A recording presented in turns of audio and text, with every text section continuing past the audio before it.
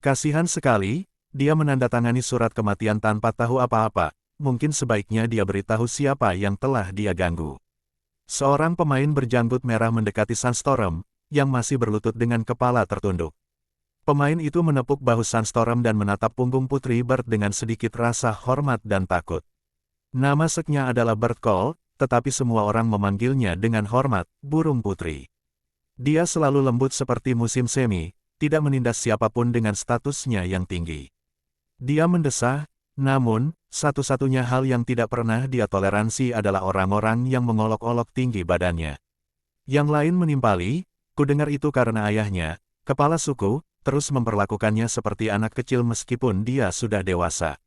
Saya tidak setuju, sumber saya mengatakan bahwa dia terus-menerus diganggu oleh saudara perempuannya yang juga seorang putri karena tinggi badannya. Saya juga mendengar hal yang sama. Menurutku itu karena harga dirinya yang rendah. Lagi pula, saudara perempuannya cantik dan tinggi dibandingkan dengannya. Saya masih percaya itu karena ayahnya terlalu protektif. Kalau tidak, mengapa dia mau bergabung dengan SG? Benar, seseorang dengan status sosial seperti dia tidak perlu bergumul dengan kita untuk keinginan-keinginan itu, padahal dia bisa mendapatkannya dengan menjentikkan jari. Dia pasti ikut serta untuk menyakiti ayah dan saudara perempuannya. Kesengsaraan orang miskin tidak akan pernah dipahami oleh orang kaya. Memang, kita mempertaruhkan nyawa kita untuk mendapatkan sumber daya, sementara dia melakukannya sambil mengamuk. Berhentilah bicara, kamu terus membuatku kehilangan motivasi.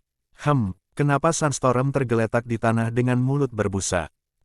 Dia pasti pingsan setelah mendengar latar belakangnya. Tetapi kami bahkan belum menyebutkannya. Para pemain tidak tahu apakah harus tertawa atau menangis melihat Sandstorm, yang pingsan hanya setelah mendengar beberapa rumor tentang Putri Bird. Mereka bertanya-tanya apakah dia akan mati setelah mendengar latar belakangnya yang mengerikan, dan kekuatan ayahnya. Dia akan mengetahuinya nanti saat dia mengunjunginya. Setelah itu, mereka semua mengheningkan cipta untuk menyampaikan belasungkawa dan mengabaikannya sepenuhnya, berfokus pada 10 pemain unik yang berdiri di atas panggung. Tidak ada lagi yang akan bergabung. Zo bertanya kepada pemain yang tersisa sambil melihat gelangnya. Kalian punya waktu 30 detik untuk memutuskan. Setelah itu, kalian tidak akan bisa ikut lagi. Walaupun dia memberi mereka batas waktu untuk mengambil keputusan, tak seorang pun berani melangkah maju dan bergabung dalam barisan monster itu. Masing-masing dari mereka adalah pemain hardcore, yang menduduki peringkat atas silver, dengan rasio kemenangan bagus. Kecuali Felix tentunya, yang identitasnya masih belum diketahui oleh mereka. Lagi pula, ia hanya bermain satu pertandingan. Syukurlah Houndstance memutuskan untuk ikut bertaruh dan tidak mencari jalan keluar bersama kami. Memang garis keturunannya adalah salah satu yang terbaik dalam jenis permainan ini. Dua pemain berbincang pelan sambil menunjuk seorang pria berkepala pelontos, mengenakan mantel coklat panjang yang menutupi seluruh tubuhnya, hanya kepalanya yang terlihat. Mereka sudah tahu apa yang disembunyikannya di balik mantel itu, dan mereka senang karena dia tidak akan menggunakannya untuk mencari jalan keluar. Sial, bahkan spirit Visage menyerah untuk keluar dan ikut serta dalam taruhan. Saya tidak tahu apa yang sedang terjadi dalam pikirannya. Etereanya, sebelum dia menyelesaikan kalimatnya, dia dibungkam oleh pernyataan Zo. Taruhan terbuka telah resmi ditutup. Dia tersenyum gembira, membayangkan reaksi para penonton setelah mereka mendengarnya. Pertandingan ini mungkin menjadi dorongan terakhir yang saya butuhkan untuk naik pangkat menjadi MC Elo Tengah. Semua ini berkat Felix, yang mengusulkan taruhan itu. Dia menatapnya dengan penuh kasih sayang sambil berpikir, aku akan memberinya menit tambahan selama segmen wawancara. Orang hanya bisa bertanya-tanya seperti apa wajahnya ketika dia melihat bahwa dia memblokir semua wawancara. Felix memperhatikan ekspresi aneh gadis itu dan memiringkan kepalanya dengan bingung. Ada apa dengannya? Mungkin dia jatuh cinta padamu. Asna menjawabnya dengan serius sambil mengunyah popcorn di mulutnya. Jangan bicara omong kosong. Felix mengabaikan pernyataan konyolnya dan fokus pada para pemain yang berdiri di dekatnya. Ia mengamati setiap pemain dengan tangan yang diletakkan di bawah dagunya. Seperti yang diduga, si setan kecil putri burung, bau anjing, wajah roh, otot murni, langit menawan, kabut matahari, dan bahkan Mastermania semuanya termakan umpan dan ikut bertaruh denganku. Dia menatap mereka dengan tajam di balik kegelapan hoodie-nya setelah rencananya berhasil dengan baik. Dia yakin bahwa dia memiliki peluang lebih baik untuk memenangkan permainan dengan menemukan pintu keluar. Di ruang latihan, dia berhasil menemukannya dalam waktu kurang dari 1 jam 3 kali. Tetapi mengapa ia melakukan hal itu, ketika ia bisa mendapatkan GP dalam jumlah besar selama durasi 2,5 jam? Akan tetapi, jika dia ingin fokus mengumpulkan GP, para pemain itu tidak akan membiarkannya melakukannya dengan tenang setelah mereka mulai menggunakan segala yang mereka miliki untuk berlomba menuju pintu keluar. Itulah sebabnya ia mengusulkan taruhan terbuka dengan hanya 2 syarat utama. Pertama, pengumpulan poin adalah suatu keharusan untuk memenangkan taruhan. Kedua, penggunaan pintu keluar labirin dilarang. Kedua istilah itu membantunya membawa ancaman-ancaman itu ke zona nyamannya. Sekarang ia bisa berburu poin dengan tenang karena para pesaingnya juga melakukan hal yang sama. Ditambah lagi, ia yakin bahwa peluangnya untuk menang taruhan lebih besar daripada siapapun. Ini berarti para pemain itu akan bertindak sebagai petani GP-nya di dalam permainan. Ini adalah rencananya sejak awal, untuk membuat para pemain membantunya mencapai target 15 KGP. Dia membutuhkan jumlah itu jika dia ingin mendapatkan semua bahan untuk ramuan unsur. Dia punya cara untuk melakukannya, tidak terkait dengan reputasi atau bergaul dengan eselon atas. Bagaimanapun, rencana ini masih memiliki variabel utama, yaitu 90 badut itu entah bagaimana berhasil menemukan jalan keluar secara beruntung di menit-menit awal permainan. Merusak rencananya sekaligus merampas kemenangannya yang pasti. Meski begitu, Felix bersedia mengambil risiko ini, karena ia tahu bahwa permainan yang memiliki format pertanian semacam ini cukup langka. Jadi dia harus mendapatkan keuntungan sebanyak mungkin darinya. Dia bahkan bisa mengorbankan kejuaraan dan ingin melakukannya. Hal inilah yang juga menjadi umpan bagi para pemain hardcore. Banyaknya GP yang menunggu mereka di akhir permainan. Perhatian Felix segera kembali pada Zo setelah ia membuat kontrak holografik, yang berisi semua ketentuan dan aturan, yang telah disebutkan sebelumnya oleh Felix dan Solar Mist. Ia kemudian mengangkatnya ke udara agar semua orang dapat melihatnya. Berdasarkan wewenang yang diberikan kepadaku oleh SGA, aku umumkan bahwa Tuan Tanah, Putri Burung, Kabut Surya, Mastermania semuanya telah menyetujui persyaratan taruhan terbuka. Dia melambaikan jarinya dengan gerakan membelah ke arah kontrak, membelahnya menjadi 2. Segera setelah itu, kontrak itu terbakar, hanya menyisakan satu kata yang ditulis dalam kobaran api. Lebih besar dari disetujui, kurang dari. Felix dan para pemain semua menutup muka mereka saat melihat ini. Apakah dia harus selalu bersikap melodramatis seperti ini? Mereka tahu bahwa semua yang baru saja dilakukannya bukanlah prosedur yang diperlukan. Dia bisa saja bersikap sederhana dan mengatakan bahwa dia menyetujui taruhan mereka. Demi Tuhan, dialah jurinya. Apapun yang dia katakan dalam permainan ini, boleh saja. Selama masih dalam aturan. Baiklah teman-teman, aku harus pergi. Penontonku yang terhormat sudah menungguku. Tanpa mempedulikan reaksi mereka, dia melirik gelangnya dan melihat bahwa waktu berjalan cepat. Kalian hanya punya waktu 30 menit untuk bersosialisasi dan berteman. Kita sudah membuang-buang waktu untuk taruhan. Dia melambaikan tangannya ke arah mereka dan berteleportasi pergi, meninggalkan mereka sendirian dalam keheningan yang canggung. Kali ini berlangsung cukup lama, karena tidak ada gunanya membuat sekutu atau mitra selama permainan ini. Lagi pula, semua orang akan dijatuhkan secara acak di sekitar labirin. Tidak masuk akal untuk membuat kemitraan di sini, hanya untuk berakhir tidak bertemu di dalam permainan. Akan tetapi, keheningan itu tidak berlangsung lama, karena salah satu pemain di panggung mulai bergerak. Nama, pemilik rumah, tidak ada foto, tidak ada informasi garis keturunan atau integrasi, pemain yang sama sekali anonim. Dengan nada apatis, Solar Mist membaca informasi profil Felix dari gelangnya saat dia mendekatinya selangkah demi selangkah. Felix menoleh dan menatap Solar Mist dengan acuh tak acuh. Ia tidak berbicara atau mengejek. Ia hanya terus menatap Solar yang mendekat dengan tangan di saku hoodie-nya. Sejauh ini kau baru memainkan satu permainan. Ia berhenti sejenak, oh, dan kau juga memenangkannya. Luar biasa. Saat ia terus membaca, ekspresinya yang tenang mulai menunjukkan beberapa emosi, terutama saat ia melihat detail tentang garis keturunan Felix yang legendaris. Untuk benar-benar memiliki garis keturunan legendaris elemen racun, kau Tidak bisakah kau mengatakan semuanya sekaligus dan menyelesaikannya? Felix memotong pembicaraannya dengan kesal, tidak tertarik mendengar kelanjutan ceritanya. Dia tahu bahwa Solar Mist hanya mencoba memberikan tekanan padanya di depan semua orang karena dia muncul sebagai mata rantai terlemah di antara para pemain inti. Solar Mist berasumsi demikian, dan yang lainnya pun demikian. Namun Felix tidak mengizinkan mereka untuk menempatkannya di bawah kaki mereka bahkan sebelum permainan dimulai. Felix tidak pernah punya kecenderungan menerima hinaan dan provokasi tanpa segera membalas. Jika ada yang menghinanya, dia tidak akan pernah bisa menahannya bahkan semenit pun sebelum membalasnya.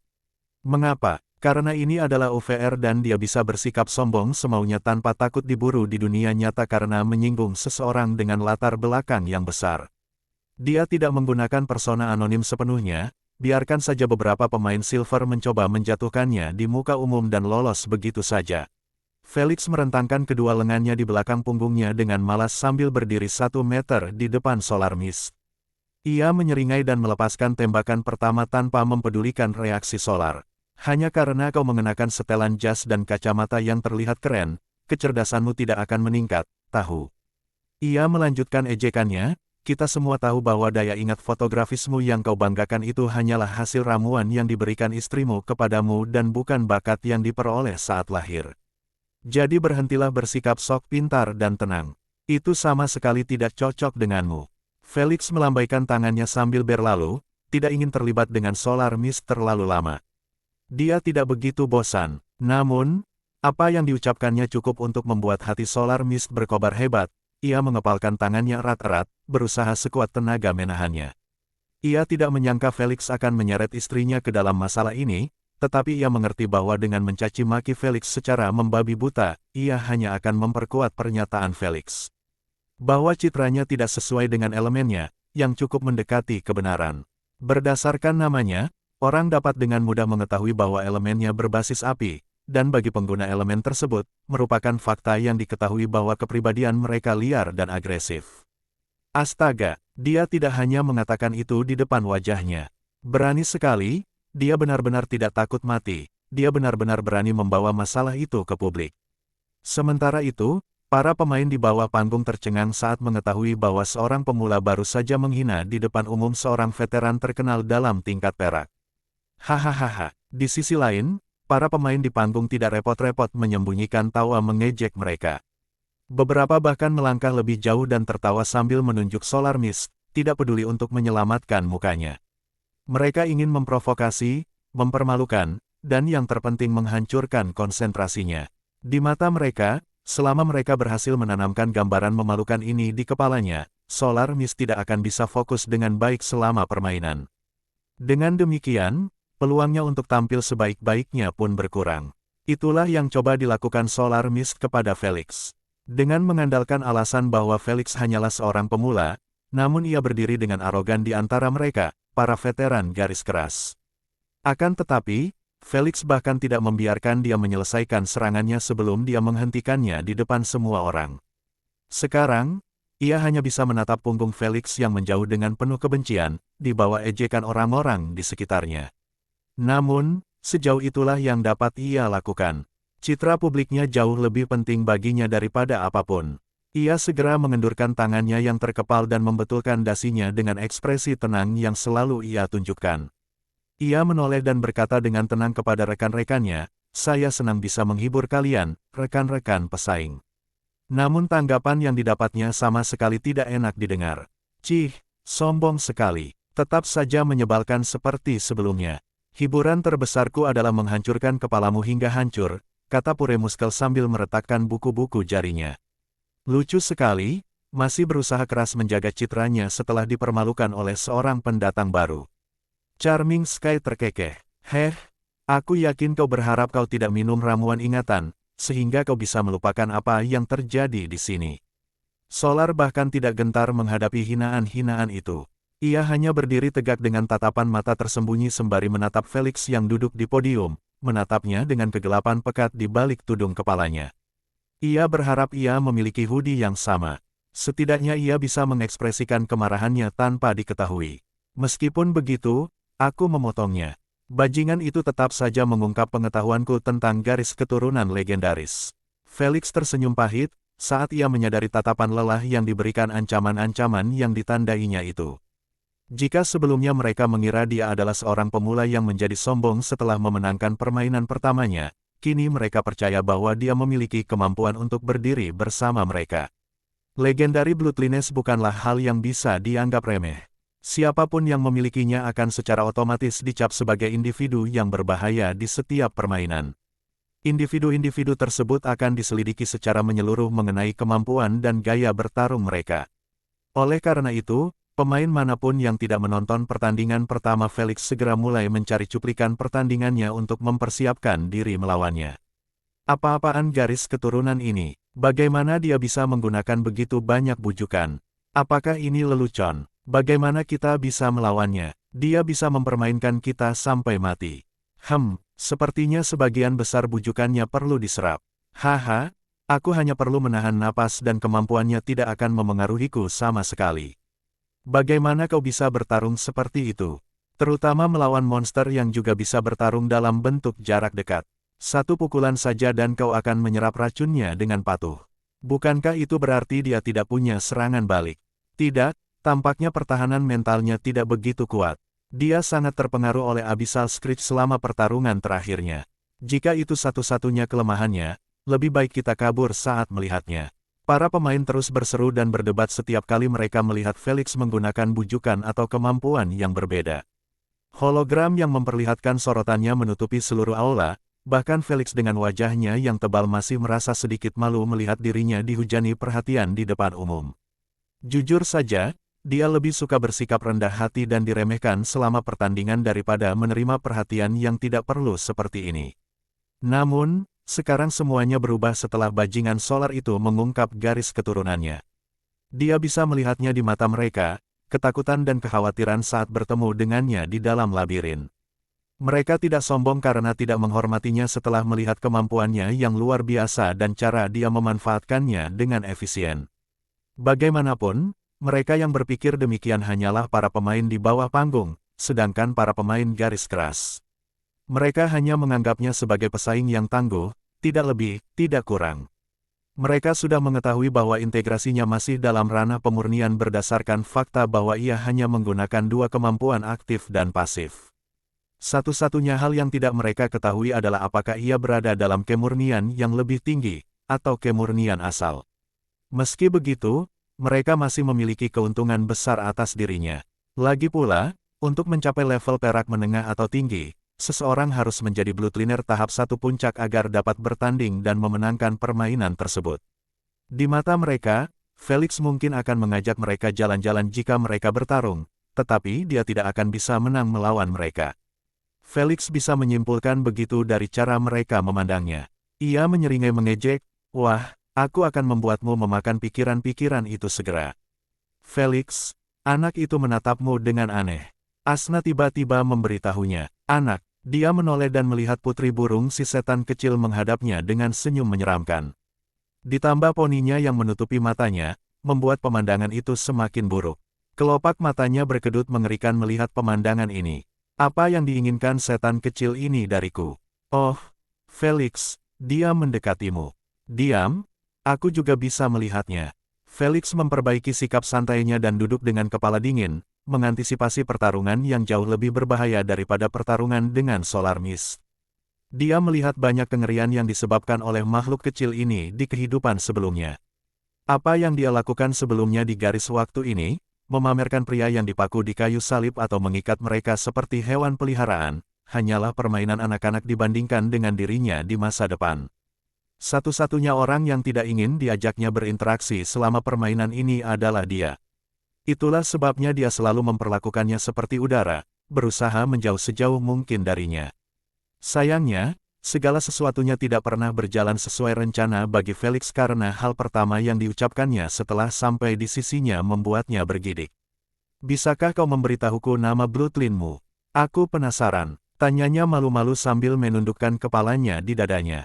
Felix terbatuk kering dan bertanya, "Mengapa kamu ingin mengetahuinya?" "Perpustakaan garis keturunan ayahku memiliki 8 garis keturunan yang memungkinkan pengguna untuk mengganti bujukan.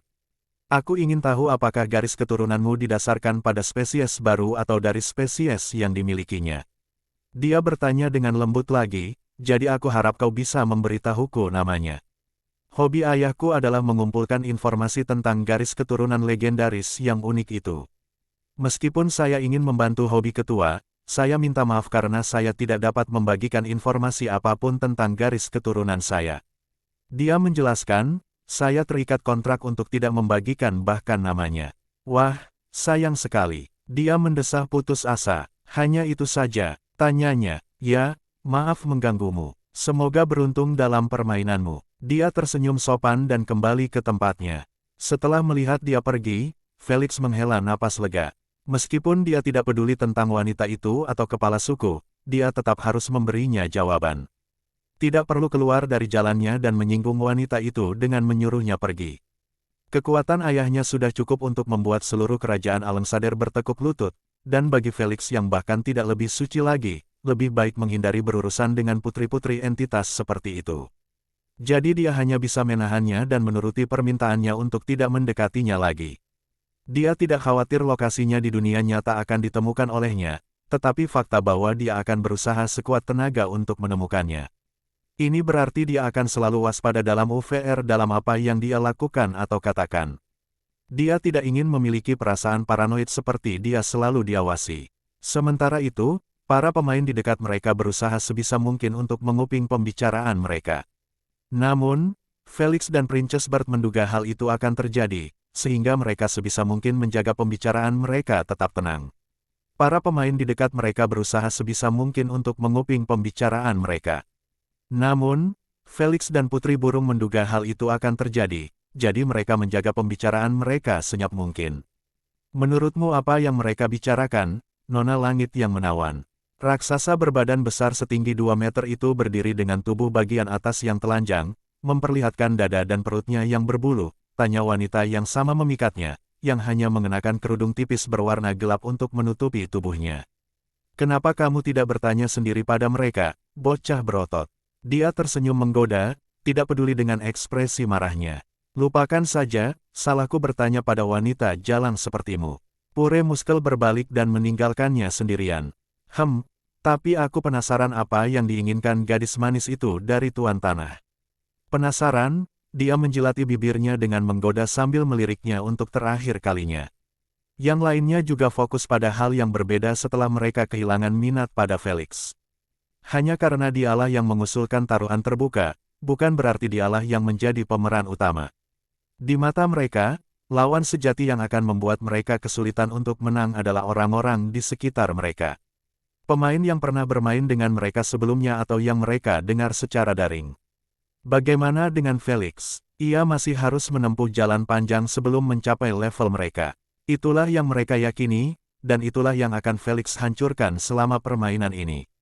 Keyakinan bahwa seorang pemula akan selalu berada di bawah belas kasihan para veteran dalam permainan, karena peringkat dan integrasi yang tidak seimbang dalam setiap permainan. Sama seperti kasus ini, integrasi Felix masih belum mencapai kemurnian yang lebih besar, sementara para pemain hardcore sudah berada di puncak tahap 1 rep.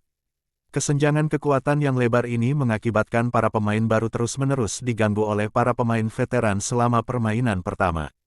Para veteran sendiri mengalami masa-masa sulit yang sama saat mereka masih menjadi pemain inti.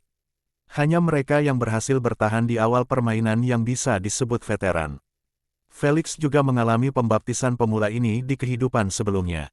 Dia kalah dalam semua permainan penempatannya ditambah beberapa permainan berikutnya. Namun dia tidak pernah mengeluh tentang hal itu, dia hanya senang bahwa dia tidak mati di dalamnya.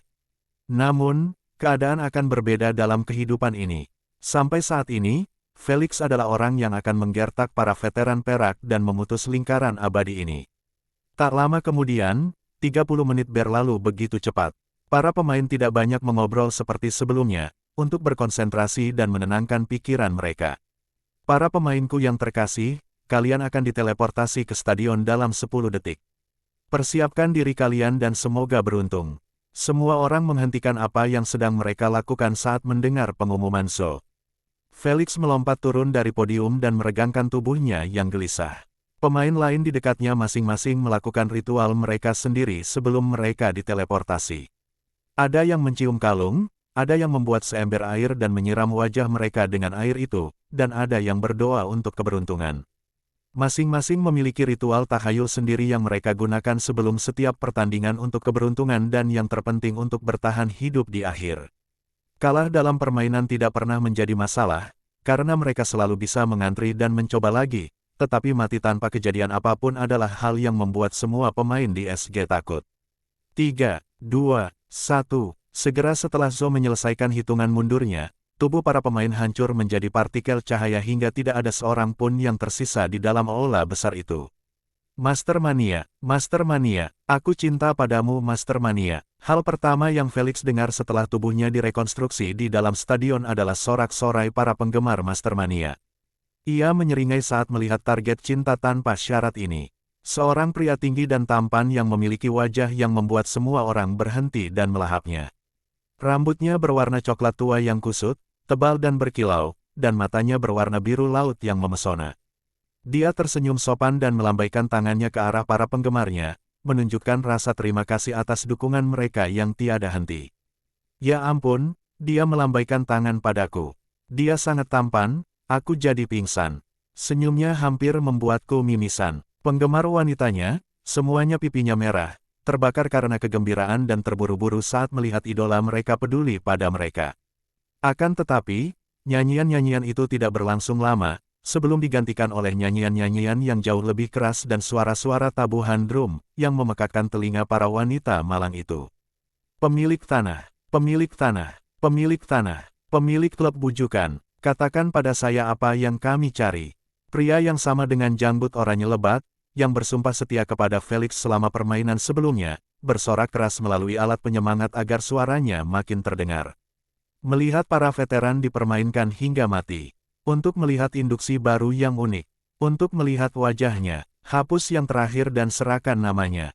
Ia memukul bagian belakang kepala penggemar yang meneriakkan kata-kata ketiga dan memarahi pentungan itu dengan keras. Pemilik rumah, pemilik rumah. Setiap pemain dan penonton berdiri terpesona, mendengar dan melihat klub penggemar pemula mendominasi klub penggemar Master Mania yang terkenal. Felix sendiri tidak menyangka popularitasnya bisa mencapai titik ini hanya dari satu pertandingan. Ia berasumsi bahwa ia membutuhkan setidaknya 3 pertandingan sebelum klubnya mendapatkan pijakan yang kokoh. Lagi pula, klubnya butuh bahan-bahan yang bisa dibanggakan untuk menarik anggota baru agar bergabung. Tapi apa yang dilihatnya sekarang? Klub yang terbentuk dari satu permainan, mendominasi klub yang sudah mengakar kuat tanpa ada cara untuk membalas. Bagaimana mungkin para wanita itu bisa bersaing dalam berteriak dengan para pria berbulu barbar yang terpesona untuk mendukung dan menyemangati Felix, bukan karena penampilannya, tetapi gaya bertarungnya yang brutal, dan khususnya garis keturunannya yang unik. Tidak ada kesempatan sama sekali. Pada akhirnya, SG merupakan panggung bagi penonton untuk mencari darah dan kengerian, bukan untuk menghargai ketampanan para pemain. Itu hanya bonus. Kelopak mata Master Mania sedikit berkedut melihat pemandangan ini. Dia menghabiskan banyak sekali sumber daya untuk membangun citra idolanya. Dari melakukan wawancara, bertemu dengan penggemar, menyiarkan kehidupan sehari-harinya, dan hal-hal menyebalkan lainnya untuk membesarkan klub penggemarnya menjadi seperti sekarang ini. Namun, di sini ia menikmati sorak-sorai pemain lain, yang bahkan tidak menunjukkan wajahnya kepada publik. Ia tidak bisa menerima kenyataan yang tidak masuk akal ini, dan juga tidak mau. Namun, setelah memahami cara kerja dunia hiburan, dia tahu bahwa dia tidak boleh menunjukkan sedikit pun kesan terpengaruh oleh sorakan itu. Kalau tidak, kamera tidak akan melewatkannya dan memastikan untuk menampilkan wajahnya di layar lebar agar semua orang bisa melihatnya. Saat itu, citra tampan yang dia bangun akan hancur dalam sekejap. Sebaiknya manfaatkan situasi ini dan tarik perhatian lebih padaku. Ia menghampiri Felix sambil mengulurkan tangannya, tanda yang jelas bagi semua orang bahwa ia ingin berjabat tangan. Si bajingan nakal itu cukup jauh dari Felix, jadi mengulurkan tangannya seperti ini jelas merupakan upaya untuk mengalihkan perhatian Felix kepadanya. Zhou sebagai MC jelas tidak melewatkan interaksi yang menarik tersebut. Ia segera mengalihkan kamera untuk fokus hanya pada adegan tersebut, memperlihatkan drama yang akan terjadi agar semua orang dapat melihatnya. Master Mania melirik sekilas gambar tampannya di layar dan tersenyum semakin menawan, mengirimkan gelombang kedua teriakan wanita ke arah penonton. selalu berhasil pada wanita-wanita yang dangkal itu. Sekalipun ia berpikir begitu, wajahnya tidak pernah menampakkan sedikit pun tanda-tanda penghinaan. Ia hanya terus berjalan ke arah Felix selangkah demi selangkah tanpa terburu-buru sama sekali, untuk menarik perhatian sebanyak mungkin orang. Dia dilatih untuk melakukan hal itu oleh agensinya sejak dia menjadi idola sepenuhnya. Itulah jalannya, untuk mencapai puncak popularitas dengan mengandalkan platform SG. Bagaimana dengan memenangkan pertandingan? Itu hanya hal sekunder, yang penting baginya dan agensinya adalah pendapatan besar yang diperolehnya setelah setiap pertandingan, berkisar antara 100 juta hingga setengah miliar berdasarkan persentase streaming yang diterimanya. Satu-satunya kekurangan dari cara bercocok tanam koin seperti ini adalah risiko kematian selama permainan. Karena pemain lain akan terus memburunya untuk meraih kesuksesan instan. Namun Mastermania tidak bertahan dalam permainan sebelumnya hanya berdasarkan penampilannya. Siapapun yang percaya akan ditipu. Kalau bukan karena kehebatannya, Felix tidak akan memasukkannya ke dalam daftar ancamannya. Untuk menjadi seorang idol, seseorang harus terlebih dahulu memiliki keyakinan penuh pada kekuatannya. Jika tidak, bertahan di pertandingan pertama hanyalah angan-angan belaka. Oh, sepertinya Anda cukup populer, Tuan Pemilik. Segera setelah menghadap Felix, dia mulai menyanjungnya dengan senyum sopan dan menawan. Felix terus mengalihkan pandangannya antara mata tulus Mastermania dan tangannya yang terulur di depannya. Para pemain menyaksikan pemandangan ini, penasaran dengan reaksi Felix. Sementara itu, Zhou terus berbicara penuh semangat tentang lahirnya persahabatan baru antara dua pemain populer, meminta klub penggemar untuk bergandengan tangan dan menyemangati mereka berdua. Tanpa diduga, Felix memiringkan kepalanya ke samping, bahkan tidak mau repot-repot mengeluarkan tangannya dari saku, dan bertanya dengan sangat bingung, apakah aku tahu kamu bersikap ramah kepadaku? Dasar orang tolol, itu akibatnya kalau kamu sombong. Haha, aku sudah merekamnya. Dia berjalan selama 30 detik sambil tersenyum hanya untuk ditampar. Mastermania benar-benar berusaha sekuat tenaga untuk mempertahankan citranya yang angkuh. Sayangnya, ejekan dari para pemain di sekitarnya membuat hal itu hampir mustahil. Wajahnya tak bisa menahan diri untuk tidak berubah, memperlihatkan semua fitur tampannya di bawah tatapan semua orang. Ayo kawan, kita nyanyikan yel-yel untuknya. Mukanya makin jelek, jangan sampai citranya yang angkuh jadi rusak. Benar, bagaimana dia bisa membeli roti lagi jika itu terjadi? Kegilaan Master, kegilaan Master. Para pemain tidak membiarkannya mengekspresikan kemarahannya dengan tenang, mereka meneriakkan namanya dengan nada sarkastis, tidak peduli dengan ejekan gadis-gadis di antara penonton. Felix terkekeh melihat Mastermania yang gemetar, yang matanya hampir menyemburkan api ke arahnya. Dia benar-benar tidak tahu apa yang diharapkan si tolol ini dengan mendekatinya dengan cara yang mencolok itu.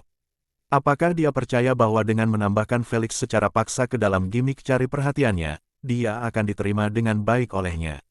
Dia sedang mabuk apa? Dia seharusnya senang karena Felix berhenti mengganggunya setelah melihat popularitas klubnya tidak buruk. Namun, dia harus datang dan menyerahkan dirinya untuk ditampar di depan umum. Itu reaksi yang tidak terduga dari Tuan Tanah. Apakah dia tidak tahu bahwa orang yang sedang tersenyum tidak boleh ditampar? Zhou mengkritik perilaku Felix yang tidak sopan, sambil tanpa malu-malu menyorot wajah jelek Mastermania dari jarak dekat, memperlihatkan setiap detail kecil untuk dilihat para penggemarnya. Dia mungkin terdengar marah, tetapi wajahnya yang cerah tidak dapat menyembunyikan kegembiraannya atas perubahan yang tak terduga itu. Dia melirik hologram tak kasat mata itu dan melihat jumlah penonton terus bertambah di alirannya sambil menghujani jendela obrolan dengan komentar-komentar yang tiada henti. Boho! Teganya mereka melakukan ini pada boboku. Bayanganku sebagai pangeran menawan langsung hancur melihat wajah itu. Haha, aku akan menggunakan wajah jeleknya sebagai screensaver. Untuk benar-benar memiliki nyali menamparkan seorang idola di depan jutaan penonton, Landlord benar-benar tidak peduli dengan citranya. Gambar apa yang sedang kamu bicarakan? Dia benar-benar pemain anonim. Kenapa dia perlu peduli? Ah, tamparan itu sungguh memuaskan. Aku selalu membenci idola berwajah palsu itu. Saya lebih tertarik dengan pendatang baru ini. Semoga saja kekuatannya mendukung kesombongannya. Kamu akan mendapat suguhan, saudaraku. Hehe, kamu tidak tahu apa yang kamu lewatkan. Anda akan melihat mengapa mereka memanggilnya Tuan Tanah Bujukan. Tidak sabar untuk melihat beberapa bujukan baru. Sama +1. Sama plus 4112. Klub Felix mengambil alih obrolan streaming, membanggakannya, dan membagikan tautan ke momen-momen terbaiknya sebelumnya kepada penonton lainnya, yang tidak tahu apapun tentang pendatang baru yang muncul entah dari mana ini. Zo tersenyum gembira saat membaca beberapa komentar itu dan menutup obrolan, kembali fokus pada para pemain. Khususnya Felix yang berdiri dengan malas, mengenakan hoodie hitam dengan emoji kuning menyeringai, celana olahraga hitam yang nyaman, dan sepatu kets putih. Saya berencana untuk mewawancarai Mastermania terlebih dahulu, baru kemudian Princess Bird. Namun, tampaknya karakter utama dalam game ini adalah Landlord. Dia tersenyum sambil menjentikkan jarinya, memunculkan sayap berbulu putih besar dari punggungnya. Dia mengepakkannya sekali dan melompat dari panggung komentar tempat dia berdiri. Para penonton menyaksikannya terbang ke arah Felix dengan anggun dan ekspresi terpesona.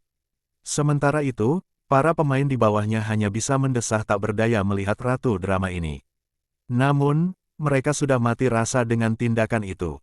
Zo bukan satu-satunya MC wanita yang gemar melakukan hal seperti itu, melainkan setiap MC wanita di SG. Wah, bahkan ada situs web yang dibuat khusus untuk mengumpulkan pintu masuk yang dramatis itu dan menilainya dengan ulasan yang tepat.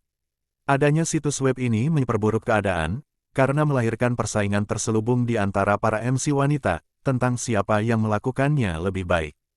Sementara itu, para MC laki-laki tidak peduli dengan semua itu dan hanya menunduk secepat mungkin, tidak peduli bagaimana penampilan mereka dalam proses itu. Para pemain lebih suka jika ada MC laki-laki karena itu, sementara para penonton lebih suka jika ada MC perempuan untuk menyaksikan pintu masuk dramatis yang menakjubkan itu. Felix tersenyum kecut saat melihat Zo mendekatinya sambil mengepakkan sayap malaikatnya secara berkala, memberikan kesan harmoni. Dia pasti sudah berlatih keras sebelumnya untuk mencapai kondisi seperti itu. Dari raut wajahnya, dia jelas senang dengan hasilnya. Suara mendesing. Dia memejamkan matanya saat sayapnya mengangkat awan debu setelah dia mendarat di sebelahnya. Batuk, batuk. Baik Mastermania maupun Felix terbatuk setelah dia mengepakkan sayapnya untuk terakhir kalinya sebelum mereka meledak menjadi partikel cahaya dengan glamor. Sorak-sorai meriah langsung menyusul, memberi selamat kepada Zo atas penampilannya yang mengagumkan. Hehe, coba aku lihat bagaimana kau bisa mengalahkan ini Bella, pikirnya dalam hati. Puas dan puas, dia menghadapi Mastermania dan Felix yang pakaiannya menjadi kotor karena dia. Dia segera mencoba meminta maaf karena tidak ingin wawancaranya menjadi hambar karena rasa kesal mereka. Namun, saat dia membuka mulutnya, mencoba berbicara, tidak ada yang keluar. Dia membeku karena tidak percaya, karena dia tahu bahwa hanya ada satu alasan yang dapat menyebabkan efek mengerikan ini. Dia fokus pada tanda kecil di atas kepala Felix, dan hampir terkena serangan jantung setelah melihat mimpi terburuknya. Dia tidak melihatnya sebelumnya, karena tanda ini hanya muncul di segmen wawancara. Lebih besar dari tidak ada wawancara kurang dari satu-satunya musuh bagi semua MC di SG. Mereka membenci gagasan untuk melihatnya dalam permainan mereka, terutama jika itu terjadi pada pemain populer. Mereka bahkan berunjuk rasa berkali-kali untuk memprotes penghapusannya dari komunitas aturan SG, dengan dalih bahwa hal itu merusak suasana pertandingan. Hal itu menyebabkan ketidakpuasan massal di antara para penonton, baik yang menonton langsung maupun yang streaming. Terlepas dari itu, upaya mereka selalu dibantah. Queen Ai mengendalikan UVR, berdasarkan satu aturan inti. Kehendak bebas. Dia tidak akan pernah bisa berkompromi dengan aturan ini, bahkan dengan SGA. Jadi, meskipun aliansi ingin memenuhi permintaan MC, tangan mereka terikat oleh ratu. Jadi Zo tidak punya pilihan lain selain menggunakan senjata rahasianya yang membantunya sebelumnya, meyakinkan beberapa pemain untuk menghapus blok tersebut. Patah hati, dia merajuk dengan menyedihkan sambil menatap Felix dengan mata anak anjing, hampir menangis untuk mendapatkan simpatinya. Sayangnya, Felix sudah kebal dengan tatapan itu, karena Asna selalu menggunakan tatapan itu untuk meyakinkannya agar mau mengajaknya ke bioskop. Jadi, Felix hanya terus membersihkan debu dari pakaiannya, sama sekali mengabaikan usaha Asna. Cih, si brengsek ini bahkan tidak menanggapiku. Tapi kau berharap berhasil dengan wajah jelekmu itu. Ejek Asna sambil memeluk seember besar popcorn baru. Dia pasti sangat menyukai rasanya sehingga terus memakannya dan tidak memakannya yang lain. Lagi pula, Dia benar-benar bisa menciptakan kembali rasa yang sama dari apapun yang Felix makan sebelumnya, menggunakan ingatannya.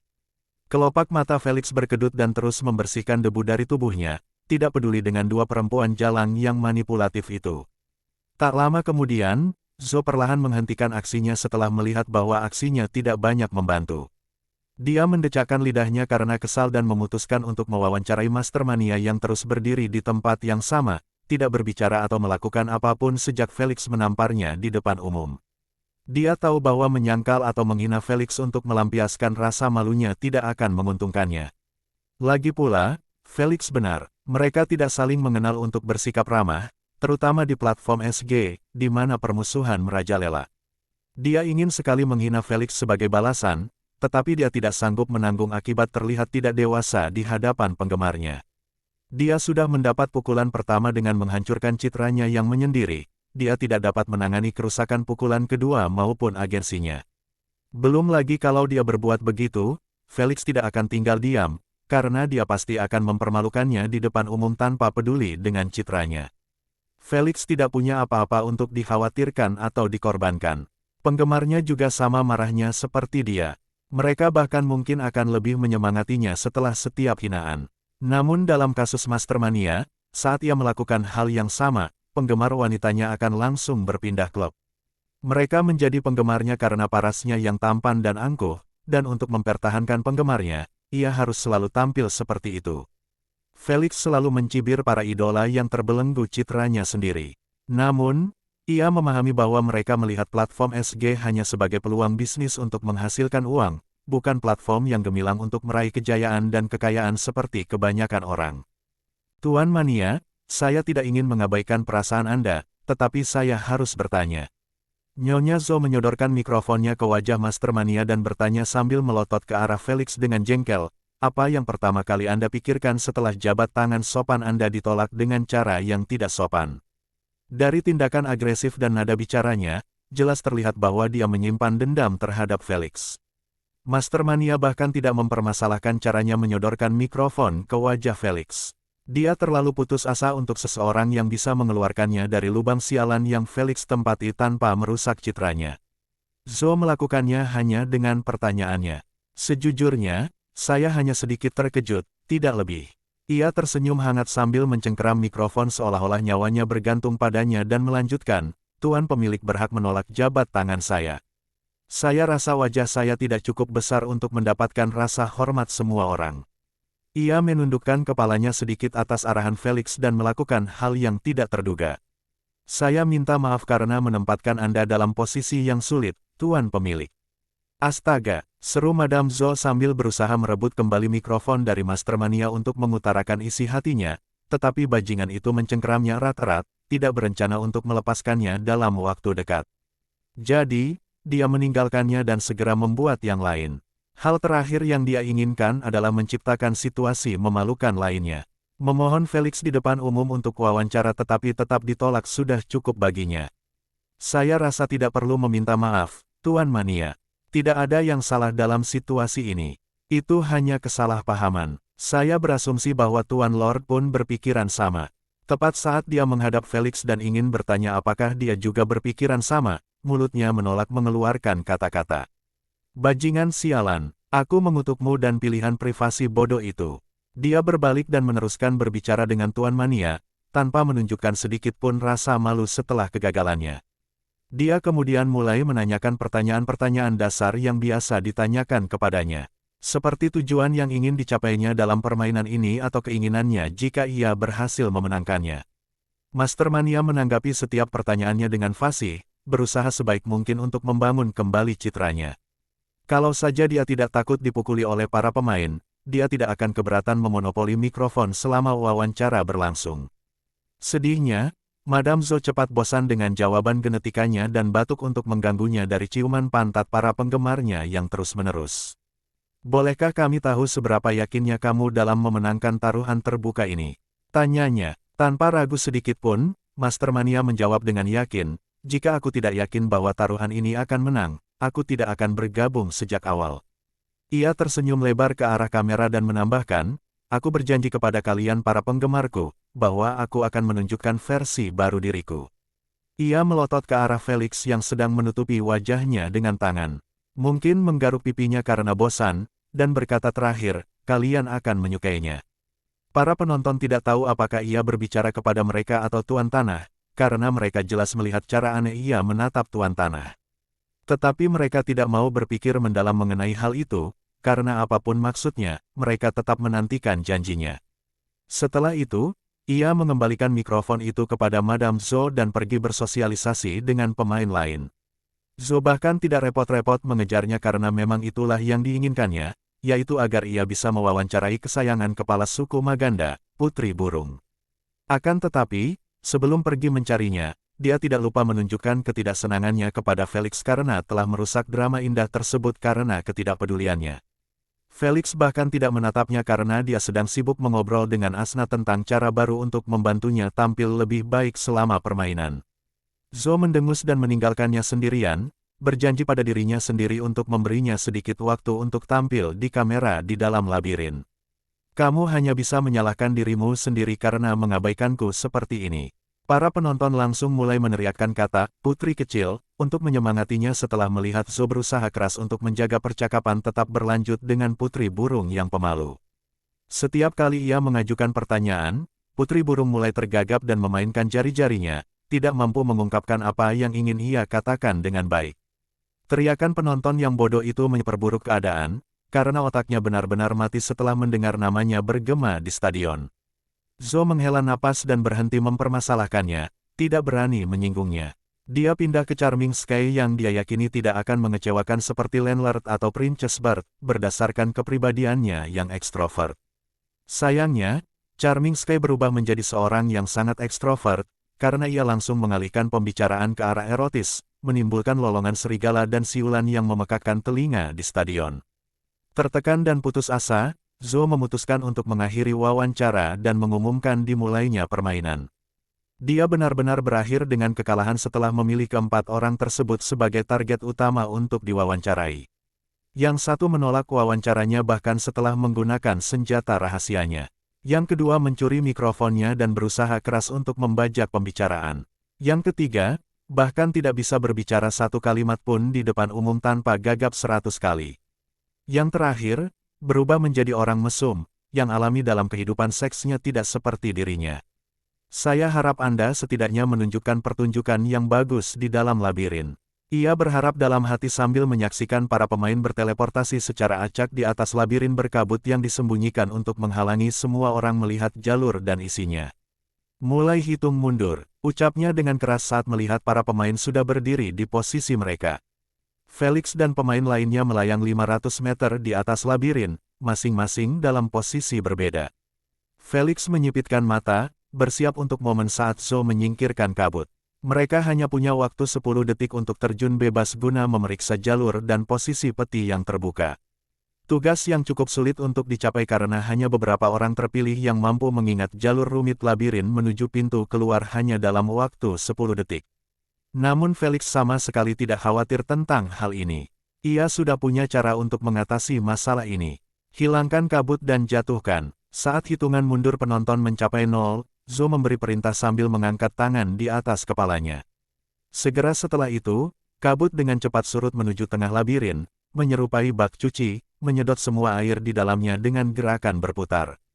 Prosesnya hanya memakan waktu beberapa detik sebelum kemegahan labirin itu ditampilkan di depan para pemain dan penonton, yang belum melihatnya. Meskipun para pemain terpapar di dalam aula permainan, ini dan itu adalah hal yang sama sekali berbeda. Melihat dinding logam halus yang menjulang tinggi, membentuk ribuan jalur yang berbeda, memberi para pemain rasa keindahan.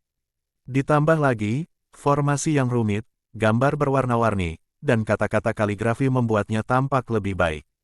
Namun, rasa keindahan itu segera tergantikan oleh rasa takut setelah mereka menyadari bahwa sedikitnya 99% jalan menuju jalan buntu, hanya menyisakan beberapa cara terpilih untuk mencapai pintu keluar. Tepat saat mereka ingin menelusuri jalur dari pintu keluar ke tempat jatuhnya benda yang mereka anggap acak, Zhou menyuruh mereka turun dengan cepat, tidak peduli akan mengganggu fokus mereka. Dia sudah memberitahu mereka bahwa mereka punya waktu 10 detik saat jatuh, bukan sebelumnya. Celah mata Felix berkilauan dengan cahaya merah saat dia mengamati seluruh area tempat dia akan mendarat. Dia hanya melirik ke arah pintu keluar, dan mengabaikannya, karena itu bukanlah targetnya, melainkan binatang buas dan peti-peti terbuka di sekitarnya. 1, 2, 3, 4. Dia menghitung setiap binatang yang dia lihat, menandai posisinya dalam pikiran, dan beralih ke target berikutnya. Dia menghabiskan seluruh waktu penerjunan tanpa melakukan apapun kecuali ini. Wush, BAAM. Ia menghantam lantai logam, mengirimkan gelombang angin yang dahsyat di sekelilingnya. Meskipun benturan itu terdengar cukup serius, Felix tidak terluka maupun lantainya rusak.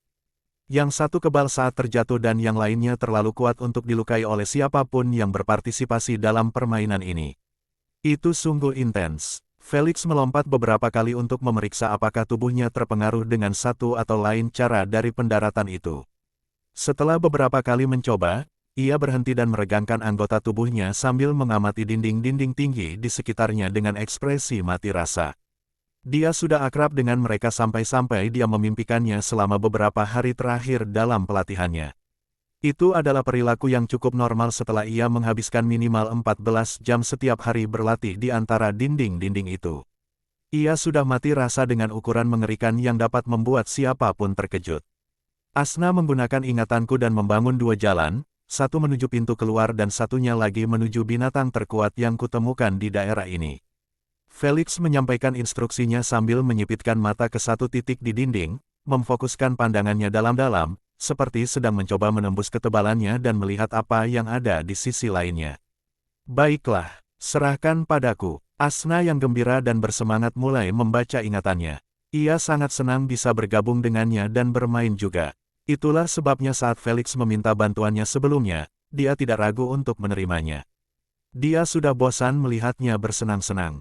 Jadi dia tidak bisa melewatkan kesempatan ini untuk menggunakan keahliannya untuk ikut serta.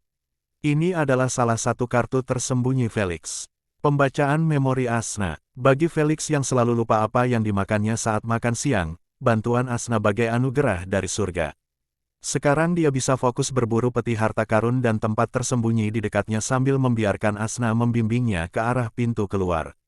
Meskipun dia tidak berencana menggunakannya untuk memenangkan permainan, dia tidak ingin memburu binatang buas yang berlawanan arah dengannya. Itu adalah pilihan yang jauh lebih baik untuk fokus pada peti di jalan keluar, jadi jika dia bertemu dengan pemain manapun selama perjalanannya, dia bisa menyingkirkan mereka. Dengan demikian menghilangkan beberapa variabel yang dapat memengaruhi taruhan farming GP-nya. Felix, aku sudah selesai. Jalan menuju pintu keluar, ditambah jalan menuju binatang terkuat, ada di sebelah kanan pertamamu. Aku akan terus memberimu petunjuk di jalan. Seperti yang diharapkan, Asna bahkan tidak menghabiskan beberapa detik untuk menyelesaikan tata letaknya. Felix tidak menanggapinya karena keringatnya mengucur deras sambil terus menatap dinding dengan celah matanya yang merah berkilauan. Felix saat ini menggunakan salah satu pasif yang dibukanya setelah mencapai 45% integrasi. Penglihatan inframerah ultima, seperti yang tersirat dari namanya, pasif tersebut memberikan Felix penglihatan inframerah seperti ular sungguhan. Akan tetapi, karena Felix menggunakan garis keturunan dari primogenitor, penglihatan inframerah yang ia dapatkan terlalu kuat untuk ditangani oleh mata dan otaknya. Untuk penglihatan inframerah normal yang dibuka oleh garis keturunan lain, seseorang dapat membuatnya tetap aktif selama kekuatan mentalnya dapat menahan tekanan melihat segala sesuatu dalam warna hitam dan putih selain hal-hal yang memancarkan panas. Di sisi lain, pasif Felix memungkinkannya melakukan hal yang sama dengan penglihatan tanpa hambatan yang dapat menembus apapun yang menghalangi pandangannya. Dinding, bangunan, dan bahkan tanah, tidak ada yang mengeluarkan panas yang dapat lolos dari penglihatannya. Ditambah lagi, jangkauannya tidak terbatas. Ia dapat melihat objek inframerah bahkan dari jarak ribuan mil. Sayangnya, hal itu tidak akan terjadi dalam waktu dekat atau mungkin tidak akan pernah terjadi, karena energi mental Felix yang buruk tidak cukup untuk menahan beban seberat itu. Astaga, sekarang dia sedang berjuang keras untuk mendorong batas energi mentalnya demi melihat ratusan meter di depannya. Jangan sebut ribuan, sejauh ini, ia berhasil menyingkirkan 5 dinding, yang memungkinkannya menatap puluhan aura merah dengan berbagai bentuk. Beberapa aura itu milik binatang buas, sementara beberapa lainnya milik manusia. Tepat saat ia mencoba menerobos dinding keenam dan melihat melampauinya, kepalanya diserang sakit kepala hebat, yang memperingatkannya bahwa kekuatan mentalnya yang lemah akan menyerah. Huff, huff. Felix langsung menutup matanya yang merah karena kepalanya mulai terasa sakit. Ia bernapas dengan kasar sambil menarik napas dalam-dalam karena kelelahan. Namun, senyum puas tersungging di wajahnya, jelas senang dengan hasil tesnya. Meskipun ia melakukan tes yang sama di ruang pelatihan, Felix tidak akan kehilangan apapun untuk mengulanginya dalam permainan sesungguhnya. Setelah mengakhiri uji batas, Felix berencana untuk tetap diam selama 1 menit hingga rasa sakitnya hilang. Ia lebih baik membuang-buang waktu semenit daripada melangkah maju, menginjak baris-baris dan kata-kata yang dapat menjadi kunci jebakan yang menunggu mangsa untuk diinjak. Asna tidak memberinya arahan karena dia menunggu sampai dia mengaktifkan kembali penglihatan inframerahnya. Kedengarannya aneh bahwa kemampuan pasif juga dapat diaktifkan. Namun, ada perbedaan yang cukup besar antara kemampuan aktif dan pasif dalam cara mengaktifkannya. Karena kemampuan aktif hanya membutuhkan energi unsur untuk bekerja, sesederhana itu. Sementara itu, kemampuan pasif dibagi menjadi 2 jenis. Pertama, pasif yang memberikan buff instan kepada host tanpa perlu imbalan apapun. Seperti kekebalan racun Felix dan kekuatan super. 2. Pasif yang membutuhkan energi mental atau kekuatan otak untuk menangani beban aktivasi berkelanjutan, seperti penglihatan inframerah, penglihatan malam, penjelajahan awan, dan sebagainya. Pasif tersebut hanya bersinar pada bloodliner yang lebih kuat yang mencapai tahap penggantian yang lebih tinggi.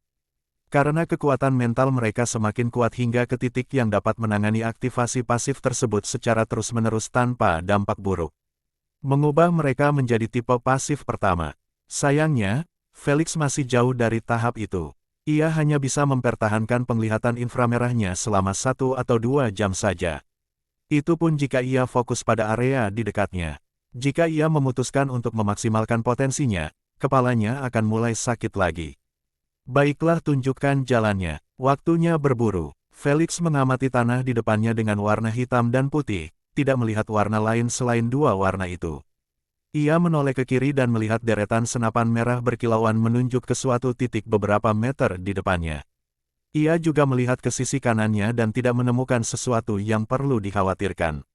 Meskipun Felix hanya bisa melihat jebakan tersembunyi, tetapi tidak mekanisme yang diperlukan untuk mengaktifkannya, dia sama sekali tidak khawatir. Kemampuan untuk melihat bahaya sebelumnya sudah cukup baginya untuk tidak tersentuh oleh satu pun jebakan. Perangkap itu mematikan hanya karena tersembunyi, tetapi jika terekspos seperti ini, setidaknya 90% kekuatannya akan hilang. Asna pun tak tinggal diam, ia pun dengan antusias mengatakan kepada pemuda itu untuk mengambil langkah ke kanan dulu, baru ke kiri dan terus berjalan lurus hingga bertemu persimpangan 3 jalan.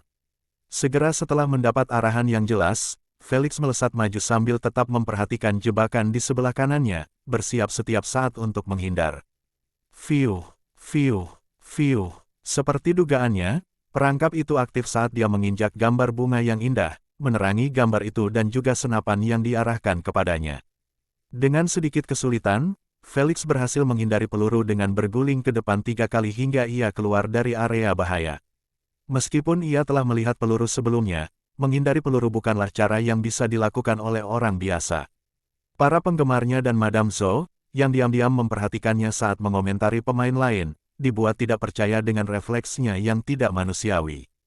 Penggemarnya hanya berdebat satu sama lain apakah Felix akan mengaktifkan jebakan itu atau tidak, dan jika dia mengaktifkannya, apakah dia akan mampu bertahan hidup tanpa cedera.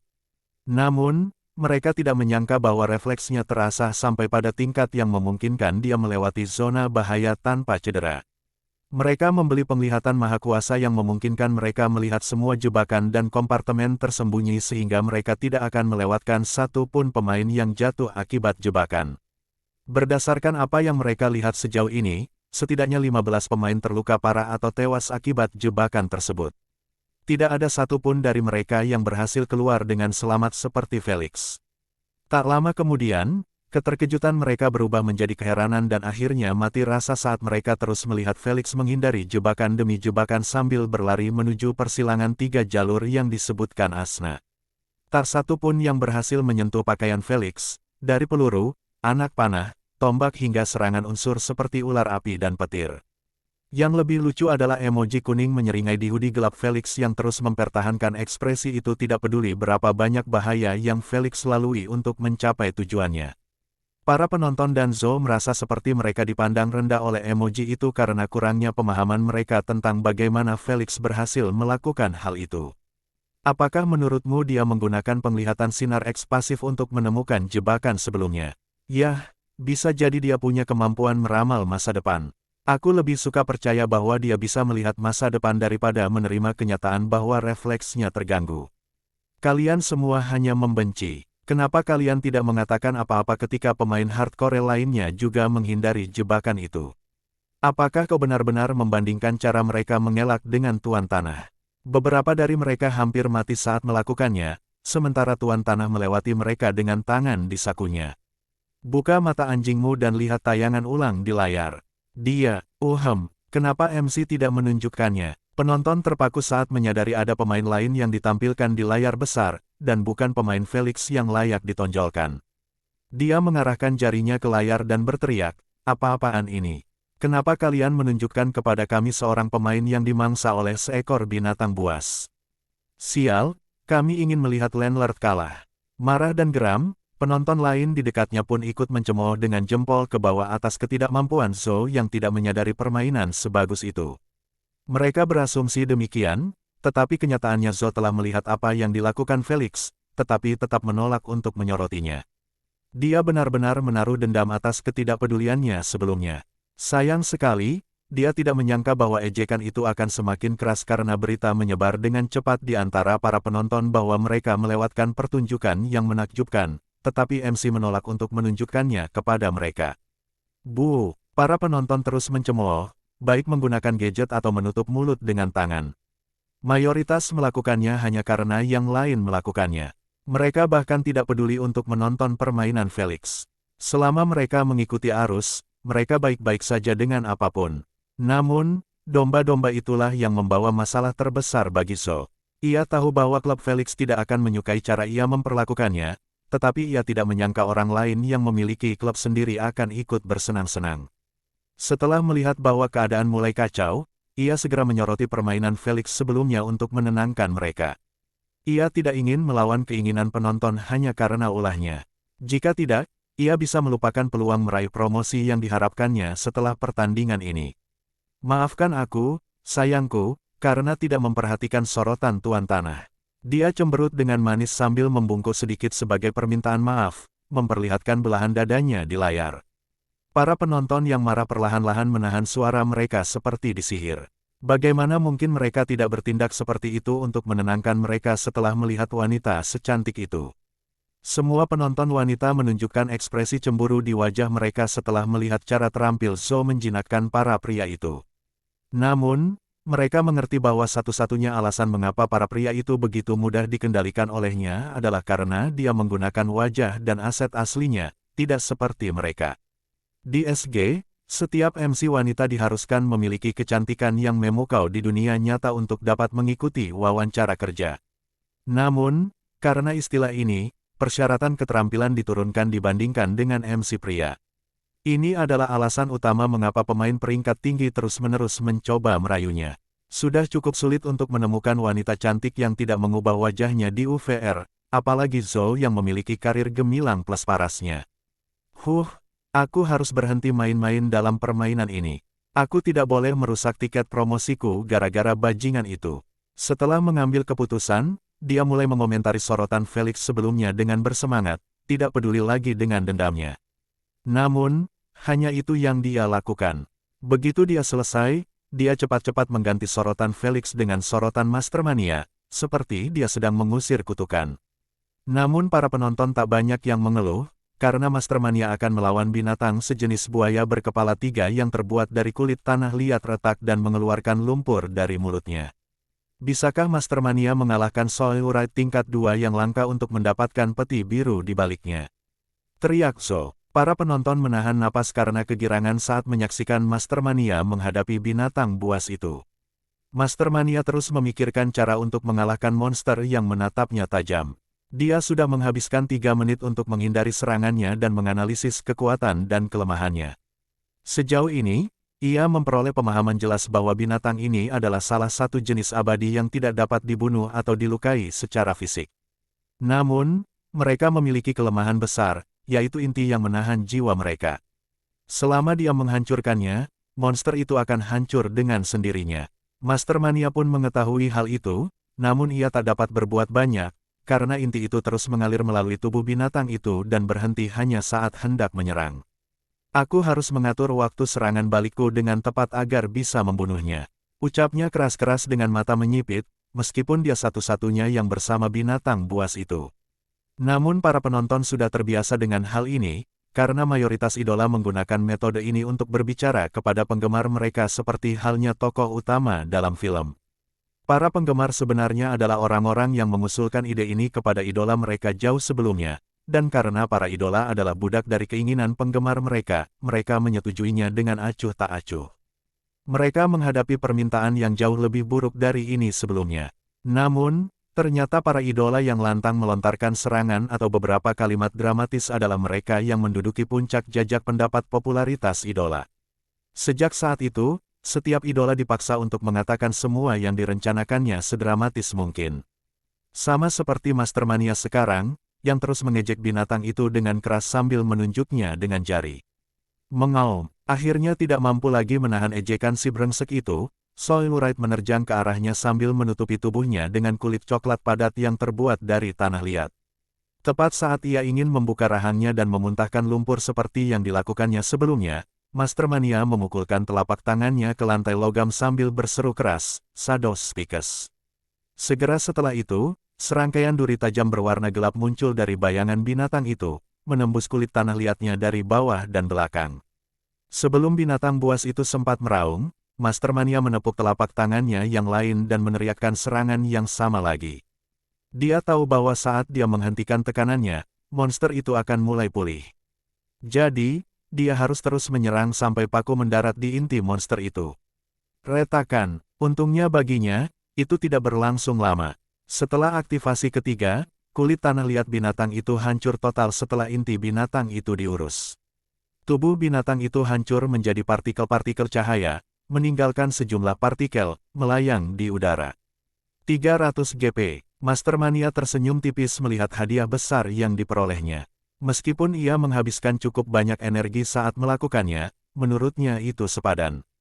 Lagi pula, 400 GP masih menunggunya di dalam peti biru yang sebelumnya dijaga oleh monster itu. Ini akan membuat jumlah totalnya menjadi 700 GP dari satu pertempuran. Tidak heran Felix harus mengubah permainan ini menjadi kompetisi bertani dan bukan mencari kemenangan. Master Mania menghampiri peti biru itu sembari memijat-mijat telapak tangannya yang merah di dalam saku, tak berani memperlihatkan aksinya itu kepada para penggemarnya yang tengah bersorak-sorai dengan tangan terangkat dan pipi merona seusai kemenangannya. Dia harus menepuk telapak tangannya ke tanah setiap kali diaktifkan agar terlihat keren berdasarkan permintaan penggemarnya. Jika dia bisa memilih, dia akan menjentikkan jarinya seperti manusia normal.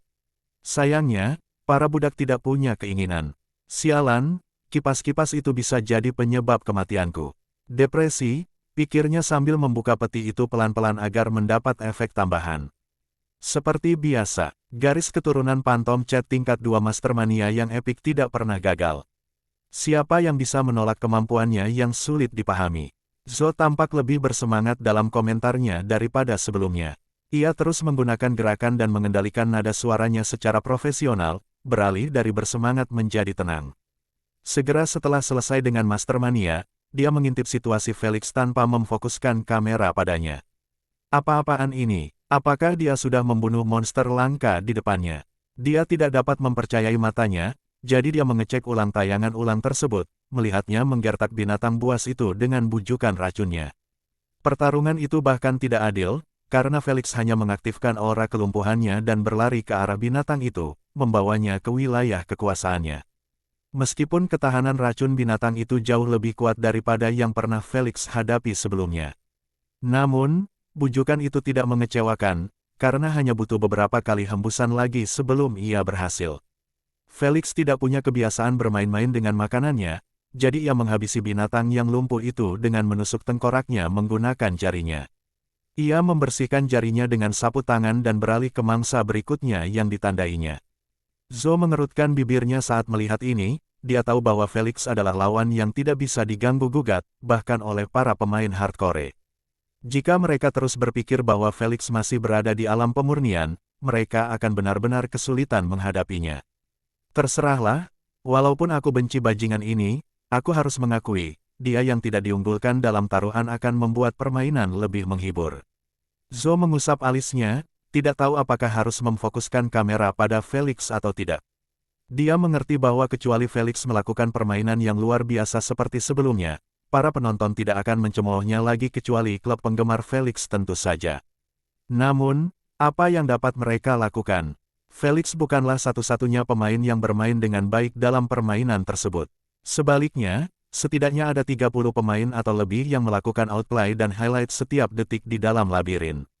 Sayangnya, hanya ada satu layar yang dapat menjadi fokus penonton langsung.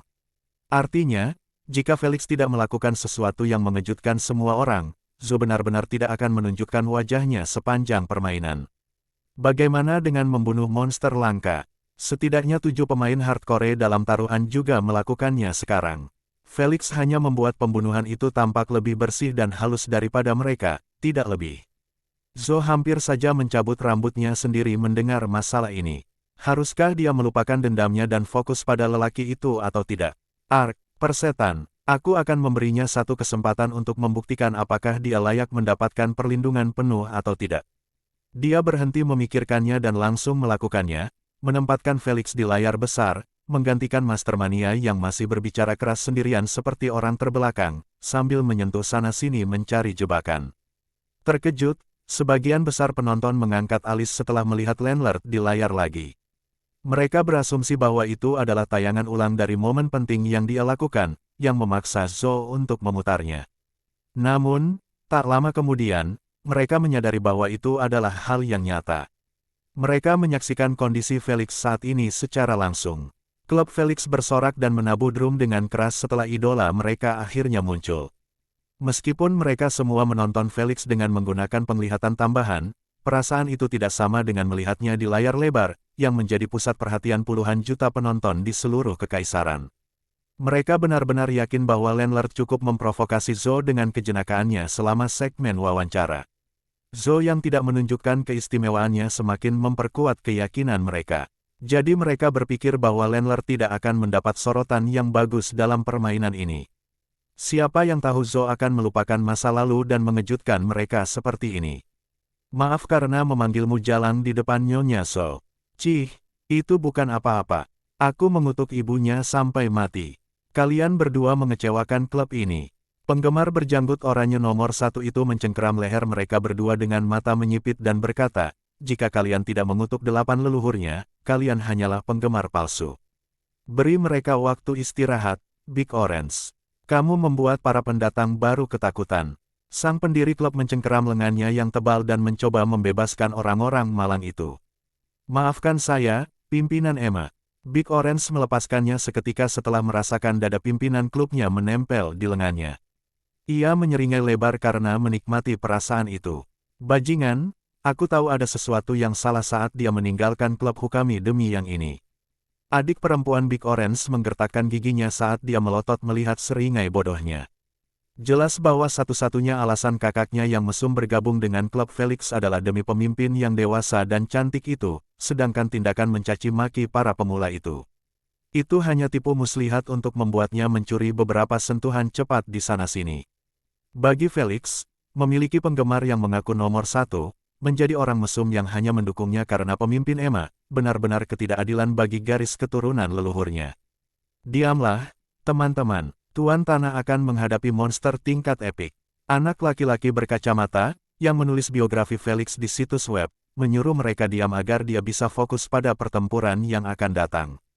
Dia tidak tahu apakah Tuan Tanah akan menggunakan bujukan atau kemampuan baru, tetapi matanya yang menyipit sudah cukup untuk menunjukkan bahwa dia menganggap segala sesuatu yang Felix lakukan atau akan lakukan, dengan sangat serius. Pemimpin Emma dan Big O duduk di tempat mereka masing-masing. Satu-satunya perbedaan di antara mereka adalah Emma memberi perintah kepada semua anggota klub yang tersebar di sekitar stadion untuk bersiap, Sementara Big O, mengenakan alat pemandu soraknya dengan gerakan yang tepat seperti sedang mempersiapkan diri untuk perang yang akan datang. Akan tetapi, apapun tugas yang harus dilakukan para penggemar itu, satu hal tetap konstan dalam diri mereka semua, yaitu tatapan mata mereka yang tajam, saat mereka menyaksikan Felix berbelok ke kiri dan menghadapi sesosok binatang besar yang berkulit sewarna besi metalik, berekor panjang berduri tajam, 5 cakar tajam di masing-masing dari 6 anggota tubuhnya, dan terakhir, mulutnya yang selebar hiu, memperlihatkan serangkaian gigi tajam setajam silet. Bagaimana Tuan Tanah akan menangani Iron Shark Titan dengan bujukannya? Si monster memiliki kekebalan total terhadap racun. Mata Zo berbinar gembira saat dia berteriak. Sementara itu, di dalam labirin, Felix mengambil posisi bertahan di hadapan Iron Titan. Ia tahu bahwa pertempuran ini akan berlangsung sengit. Dia sudah kehilangan 70% kekuatannya bahkan sebelum pertempuran dimulai, karena monster berelemen logam adalah penangkal sejati bagi para elementalis racun. Lagi pula, bagaimana mungkin pertempuran bisa terjadi, jika binatang buas dari logam memperlakukan racun sama seperti udara? Belum lagi kulit mereka yang keras dan padat dari logam, yang dikenal dapat menerima pukulan tanpa masalah. Hal ini akan semakin menurunkan kekuatan Felix. Namun, Felix tidak tampak khawatir di hadapan para penonton dan Zo, yang percaya bahwa pertarungan ini akan menjadi pertarungan terburuk baginya. Pertarungan itu mungkin sengit, tetapi di matanya, itu tidak akan berakhir sia-sia. Percaya diri, Felix menyeringai dan meretakkan buku-buku jarinya sambil mengamati binatang besar itu dengan celah merahnya yang berkilauan. Sekalian saja memberi penggemarku sesuatu untuk dibanggakan. Dia mencondongkan tubuh ke depan dengan kedua tangan di saku hoodie-nya yang besar, dan berlari cepat ke arah binatang buas itu, memutuskan untuk menyerang. Suara mendesing, yang menyambut gerakan nekat Felix adalah sebuah cakar tajam, yang datang dari atas, mencoba mengirisnya menjadi 5 bagian. Felix bahkan tidak mengangkat kepalanya untuk melihatnya. Dia hanya melemparkan dirinya ke dinding kiri, tidak peduli dengan tekanan besar di atasnya. Ledakan, cakar itu menghantam tanah, mengirimkan gelombang kejut ke seluruh area. Namun, tanah bahkan tidak tergores oleh cakar mematikan itu. Sementara itu, kaki Felix menempel di dinding, menentang gravitasi. Tanpa membuang waktu sedetik pun, ia menekuk lutut dan melemparkan dirinya ke arah dahan logam yang menjulur itu. Kekebalan racun, dia menyeringai saat dia menciptakan 2 bom berwarna kecoklatan di kedua tangannya, yang masih melayang di udara. Para penonton dan monster itu tidak tahu tentang bom-bom itu karena tangan Felix masih berada di sakunya. Namun, mereka segera mengetahuinya setelah Felix melemparkannya dengan cepat ke arah mata binatang itu, tepat sebelum dia memeluk siku logam bersisiknya. Kembung-kembung, bom tersebut entah bagaimana mempengaruhi binatang itu, sehingga matanya menjadi merah, dengan sedikit karat kecoklatan di kelopak matanya.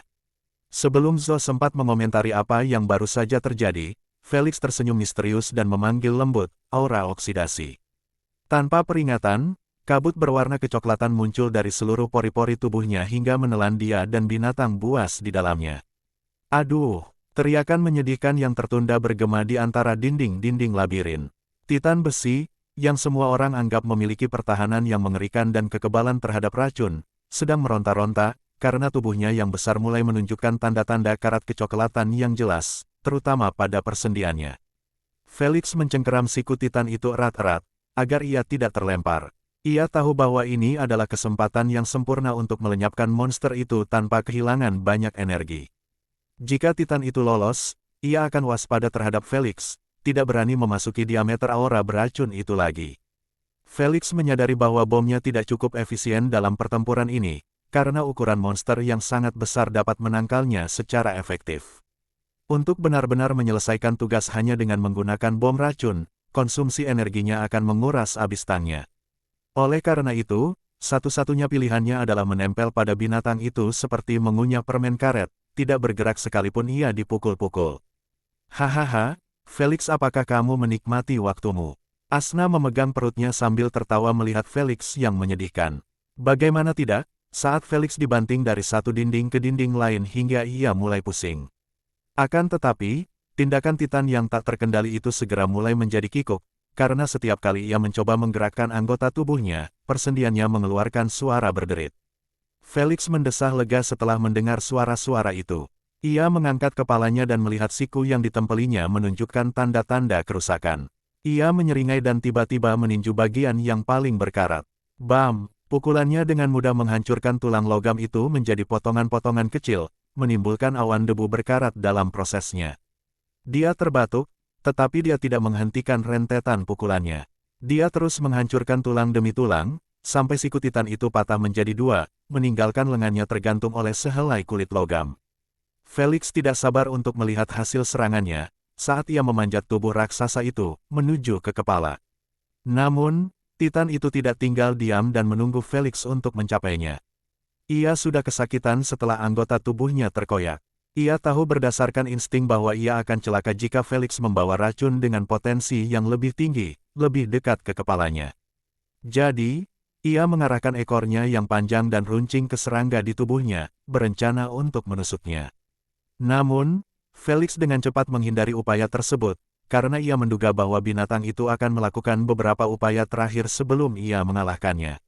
Wus, wus, ekornya terus meleset dari sasarannya setiap kali, karena Felix terlalu sulit ditangkap untuk dipukul. Ia melompat dari satu bagian tubuh ke bagian tubuh lain seperti monyet di pohon, tidak peduli dengan citranya di setiap lompatan. Lompat monyet, lompat. Asna sedang bersenang-senang dalam hidupnya karena dia terus menertawakan penampilannya yang konyol. Namun Felix sama sekali tidak menghiraukan ejekannya. Di matanya, dia sudah tampil lebih baik dari yang diharapkan. Gaya bertarung jarak dekat ini benar-benar merupakan bidang baru baginya. Di kehidupan sebelumnya, ia selalu menjaga jarak dari musuh-musuhnya dan menggunakan kemampuan elemen jarak jauhnya. Namun, sekarang dia menjadi kotor dan dekat dengan binatang buas yang ukurannya 20 kali lipat darinya. Sebuah gagasan yang sebelumnya tidak pernah ia duga akan terjadi.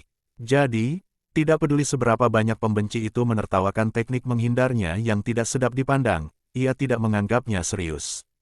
Tak lama kemudian, ekor cepat binatang itu perlahan melambat, karena karat mulai menggerogoti persendiannya juga.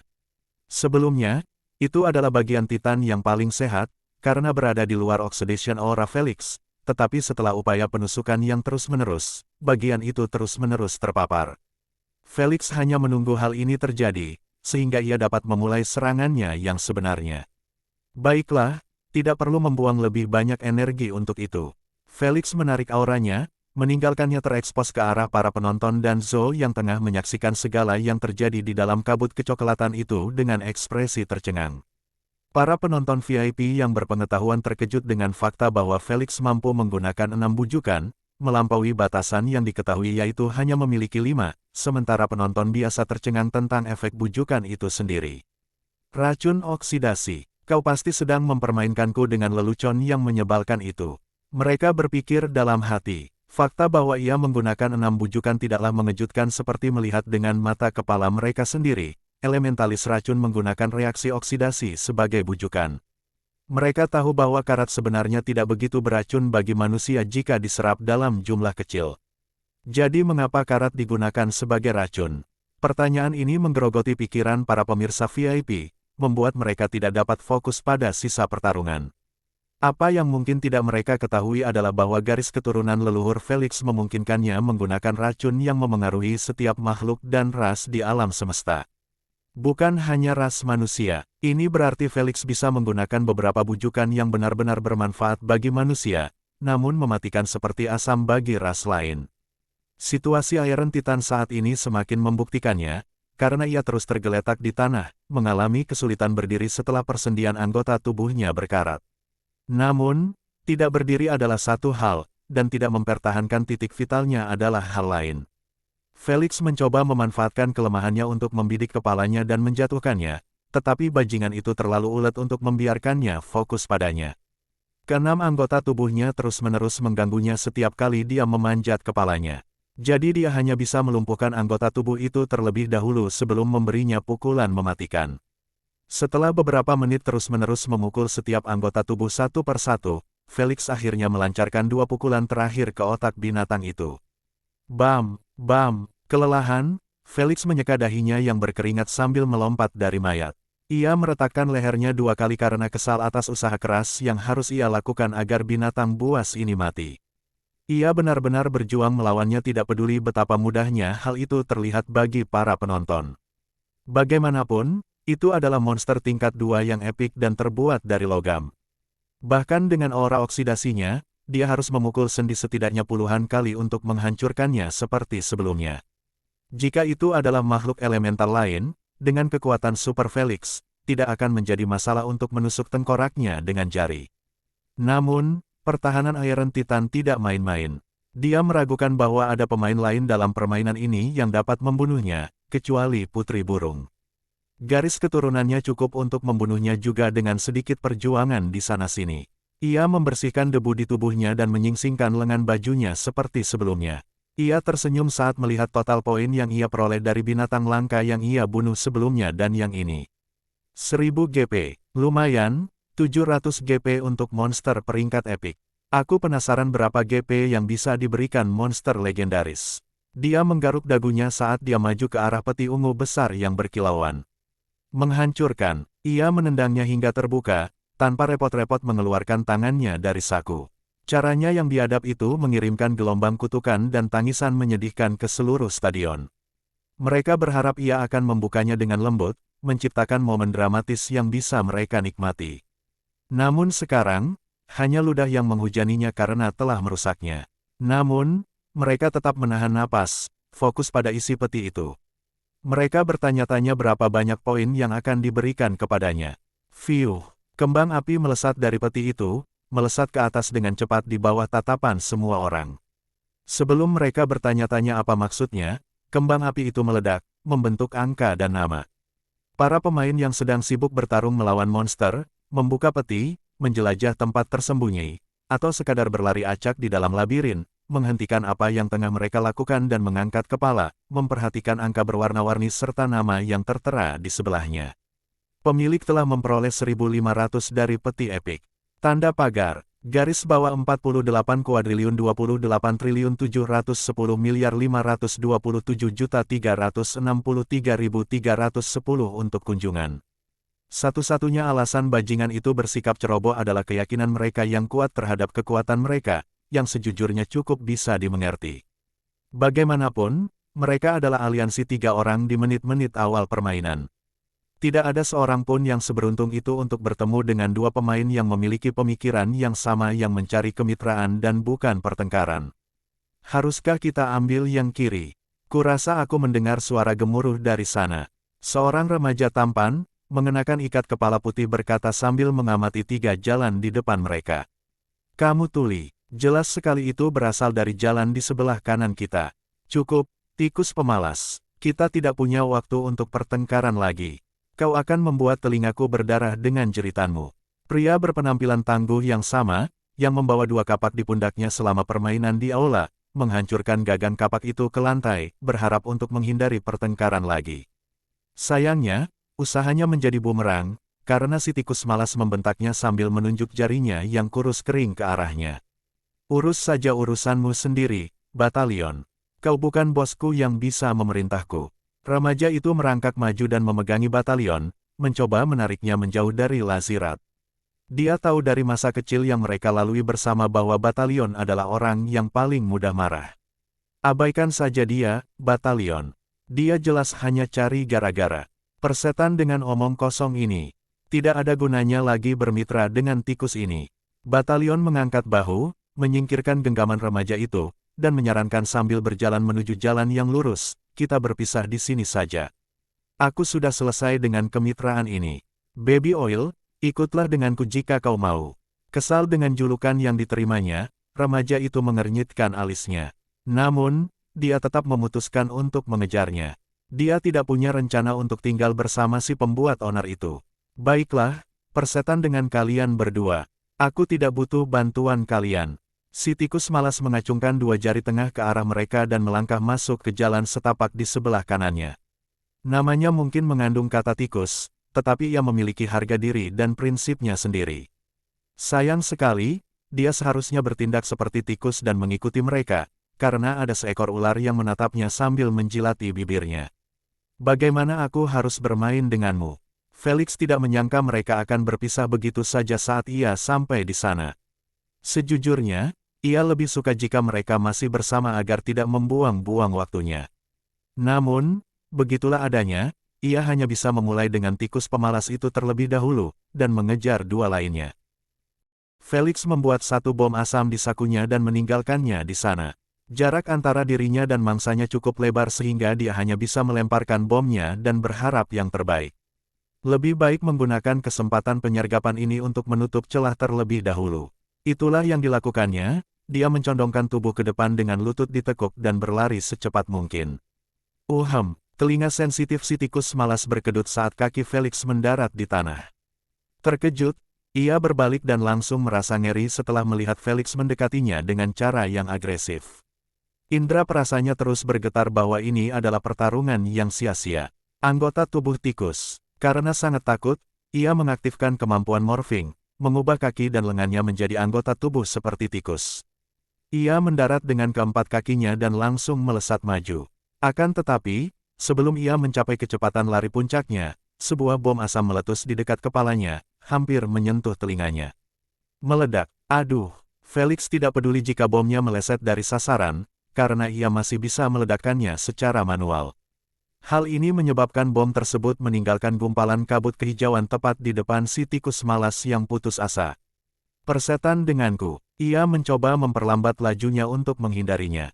Sayang, usahanya sia-sia. Ia hanya bisa menguatkan diri dan memasuki awan kabut sambil menahan napas. Dia bukan orang terbelakang yang tidak mengerti bahwa racun tidak boleh diserap.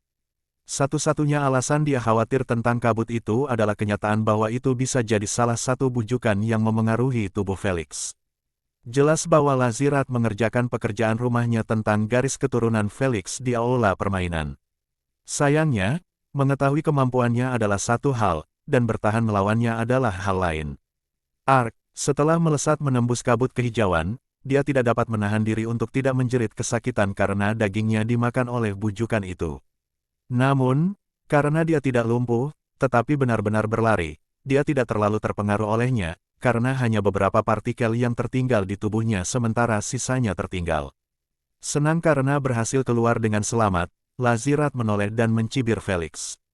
Sayang sekali, seringainya langsung membeku setelah melihat Felix hanya berjarak 8 meter di belakangnya, dan masih mendekat dengan cepat. Terima kasih sudah melambat.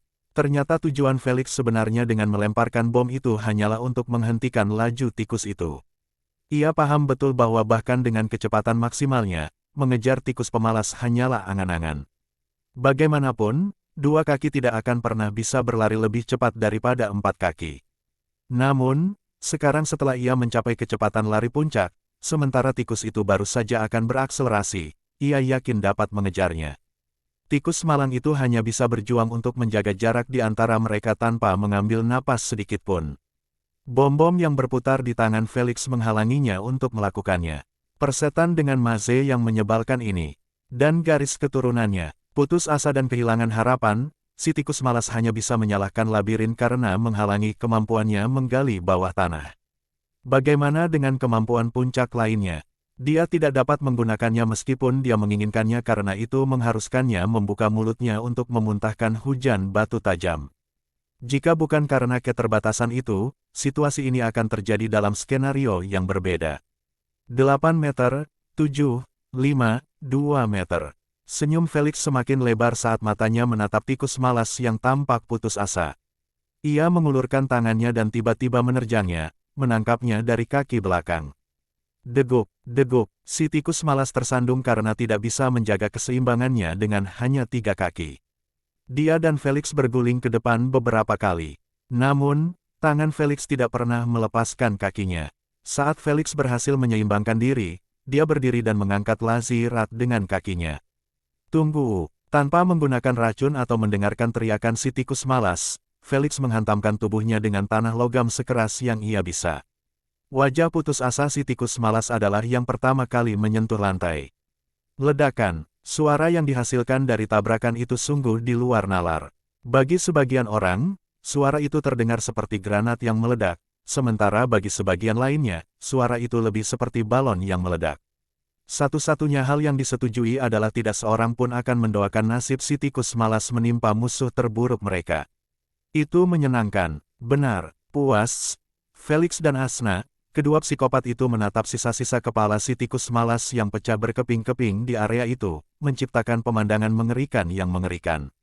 Darah, potongan daging, dan isi otak mewarnai lantai yang berwarna perak. Ratu, tolong bersihkan aku. Pakaian Felix yang berlumuran darah dan beberapa potongan daging dikembalikan ke penampilan barunya. Terima kasih. Dia menganggukkan kepalanya sambil tersenyum dan berlari ke arah dua mangsanya yang lain seolah-olah dia tidak pernah membunuh Lazirat dengan cara yang kejam seperti itu. Di kehidupan sebelumnya, dia membunuh ratusan pemain dalam permainan yang dimainkannya. Namun, hanya sedikit yang tidak manusiawi seperti ini. Penuhi kebutuhanmu dengan lebih praktis. Marketplace baru, harga bersaing, kejutan menanti. Iklan oleh Pub Future. Orang hanya bisa bertanya-tanya apakah kepribadian sadis Asna mulai menular padanya setelah jiwa mereka menyatu. Sial, meskipun melihat kematian yang brutal itu terasa menyenangkan, aku masih lebih suka melihat dorongan baru. Hanya dari gebrakan itu saja, saya berubah menjadi penggemar berat Landlord. Tambahkan saya ke dalam klub. Zo menutup sesi obrolan setelah melihat bahwa perhatian penonton masih tertuju pada Felix dan tidak ada yang mengganggunya untuk mengalihkan fokus kamera ke pemain lain. Penonton pun merasa puas dengan kehadiran Felix di layar lebar. Masalah ini selalu menjadi masalah baginya dan mungkin setiap MC di SG. Setidaknya ada puluhan juta penonton di setiap pertandingan, tidak peduli peringkat atau elonya. Beberapa adalah penggemar berat pemain dan beberapa hanya mencoba menikmati waktu mereka. Namun, hanya ada satu layar, yang menampilkan satu pemain dalam satu waktu. Para MC selalu kesulitan untuk menyeimbangkan kepentingan semua orang tanpa dicemooh. Sama seperti yang terjadi sebelumnya pada Zo. Sebagian orang mungkin berpikir bahwa masalah ini mudah dipecahkan. Kita hanya perlu menambah jumlah layar, bukan?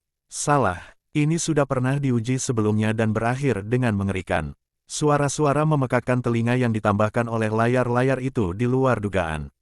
Lagi pula, ada jutaan penggemar yang hadir secara langsung, dan jika 1 juta orang bersorak untuk satu pemain sementara 1 juta orang mencemooh satu pemain dan terus-menerus demikian, suara-suara yang tidak pernah berakhir itu akan merusak suasana stadion.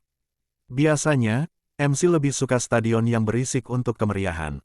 Namun, jika akan ada simfoni sorak-sorai, ejekan, teriakan, dan tangisan yang terjadi secara bersamaan, mereka lebih suka stadion yang sunyi untuk menjadi pusat perhatian.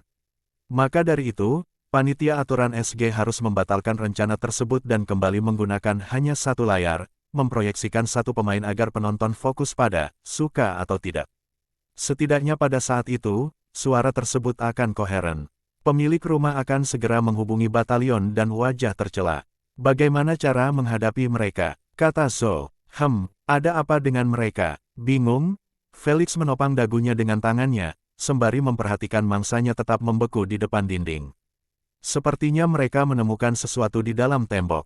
Dia menduganya dengan mudah, karena tidak ada alasan lain selain ini. Selain kompartemen tersembunyi, hanya ada jebakan di dalam dinding juga. Yah, hanya ada satu cara untuk mengetahuinya. Ia mencondongkan tubuhnya lebih dekat ke dinding hingga hanya 2 inci yang memisahkan mereka. Ia lalu menyipitkan matanya, menyebabkan cahaya merah yang berkilauan di matanya menjadi lebih terang. Hehe, beruntung sekali kalian, bisa menemukan lingkaran teleportasi plus peti harta karun. Lumayan juga. Pada titik ini, Zo dan para penonton sudah yakin bahwa Felix memiliki penglihatan sinar X atau kemampuan seperti itu. Mereka bisa memaafkan caranya menghindari jebakan, menemukan binatang buas, dan bahkan cara dia bertemu dengan aliansi. Namun, berdiri diam persis di arah batalion dan disgrace di balik tembok selebar 10 meter, mereka tidak bisa memaafkannya lagi. Satu-satunya hal yang mereka tanyakan adalah seberapa detail visinya. Karena sepertinya Felix mungkin memiliki penglihatan maha kuasa yang sama seperti mereka. Lagi pula, dia berhasil menemukan mereka berdua dengan mudah bahkan setelah mereka terpisah cukup jauh. Di mata mereka, garis keturunannya menjadi lebih kuat dan juga lebih menyeramkan. Felix memutuskan untuk menyergap mereka saat mereka masih fokus pada kompartemen tersembunyi. Ia tahu bahwa cara terbaik untuk memainkan ini adalah dengan menunggu mereka sampai mereka mengaktifkan jebakan di kompartemen tersembunyi. Namun, ia khawatir mereka akan mati karenanya. Itu adalah penolakan yang sulit baginya. Dia harus memberikan pukulan terakhir untuk mendapatkan poin. Mari kita buka dengan combo, 1 bom lumpuh, dan 1 bom pusing. Ia mendekat ke mangsanya, yang sedang berdebat sengit selama beberapa menit. Semakin dekat ia mendekat, semakin mudah baginya untuk memahami apa yang mereka katakan. Itu vas kuning, percayalah padaku. Aku bahkan hampir memainkan permainan puzzle sebelumnya. Baby Oil, bukannya aku tidak percaya pada pendapatmu, tapi jelas teka-teki itu membicarakan tentang vas merah. Kita sudah melakukan hal ini ratusan kali, kita hanya membuang-buang waktu saja. Jika kau mendengarkanku, kita tidak akan tetap di sini. Demi Tuhan, mari kita masing-masing memegang vas dan menyelesaikannya. Bagus, dasar orang tolol, minimal bicaralah sambil membelakangi satu sama lain. Felix mengejek punggung mereka yang terbuka lebar dan melemparkan bom-bom ciptaan baru seperti yang dilakukan pelempar baseball. Suara mendesing. Terkejut oleh suara proyektil, mereka secara refleks berbalik dengan tangan terangkat di depan kepala. Sayangnya, mereka seharusnya menahan napas juga. Kembung-kembung, bom meledak di dekat wajah mereka, memaksa mereka untuk menghirup aroma kuning muda dan biru langit dengan patuh. Terkejut dan ketakutan, mereka mencoba mundur selangkah dari kabut awan. Namun, sebelum kaki mereka menyentuh lantai, kaki mereka membeku dengan beberapa gerakan di sana-sini, sama seperti bagian tubuh mereka yang lain. Namun, yang benar-benar membuat mereka ngeri adalah rasa vertigo yang tiba-tiba menyerang mereka. Mereka tidak dapat berpikir jernih sedetik pun karena mata mereka yang terbuka lebar memberi mereka gambaran seseorang yang mendekat ke arah mereka sambil berputar terus-menerus. Halo, anak-anak. Dengan tangan di saku, Felix mendekati duo yang tak bisa bergerak itu dengan langkah cepat. Ia tidak khawatir mereka akan lolos dari pengaruh bujukannya. Jika ada orang acak yang bisa melakukannya, sang primogenitor seharusnya menyerahkan posisi raja racunnya kepada orang lain. Gelisah mendengar suara terkutuk yang familiar itu, Batalion dan Disgraced hampir gila. Mereka tidak bisa bergerak atau berpikir jernih untuk mengaktifkan satu kemampuan pun. Mereka benar-benar lumpuh baik secara fisik maupun mental oleh combo bujukan Felix.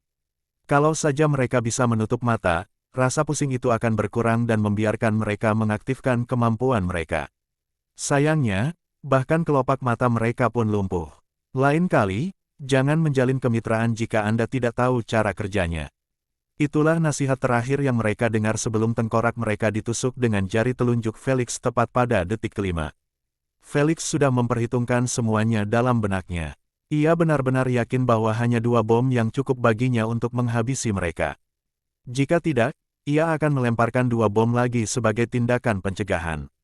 Buk-buk, tubuh mereka langsung jatuh ke tanah setelah Felix menarik jari-jarinya yang menopang berat tubuh mereka. Ekspresi gelisah tetap tergambar di wajah mereka bahkan setelah berubah menjadi mayat. Felix membersihkan jari-jarinya yang berdarah dengan sapu tangan dan menarik kedua jarinya menjauh dari dinding.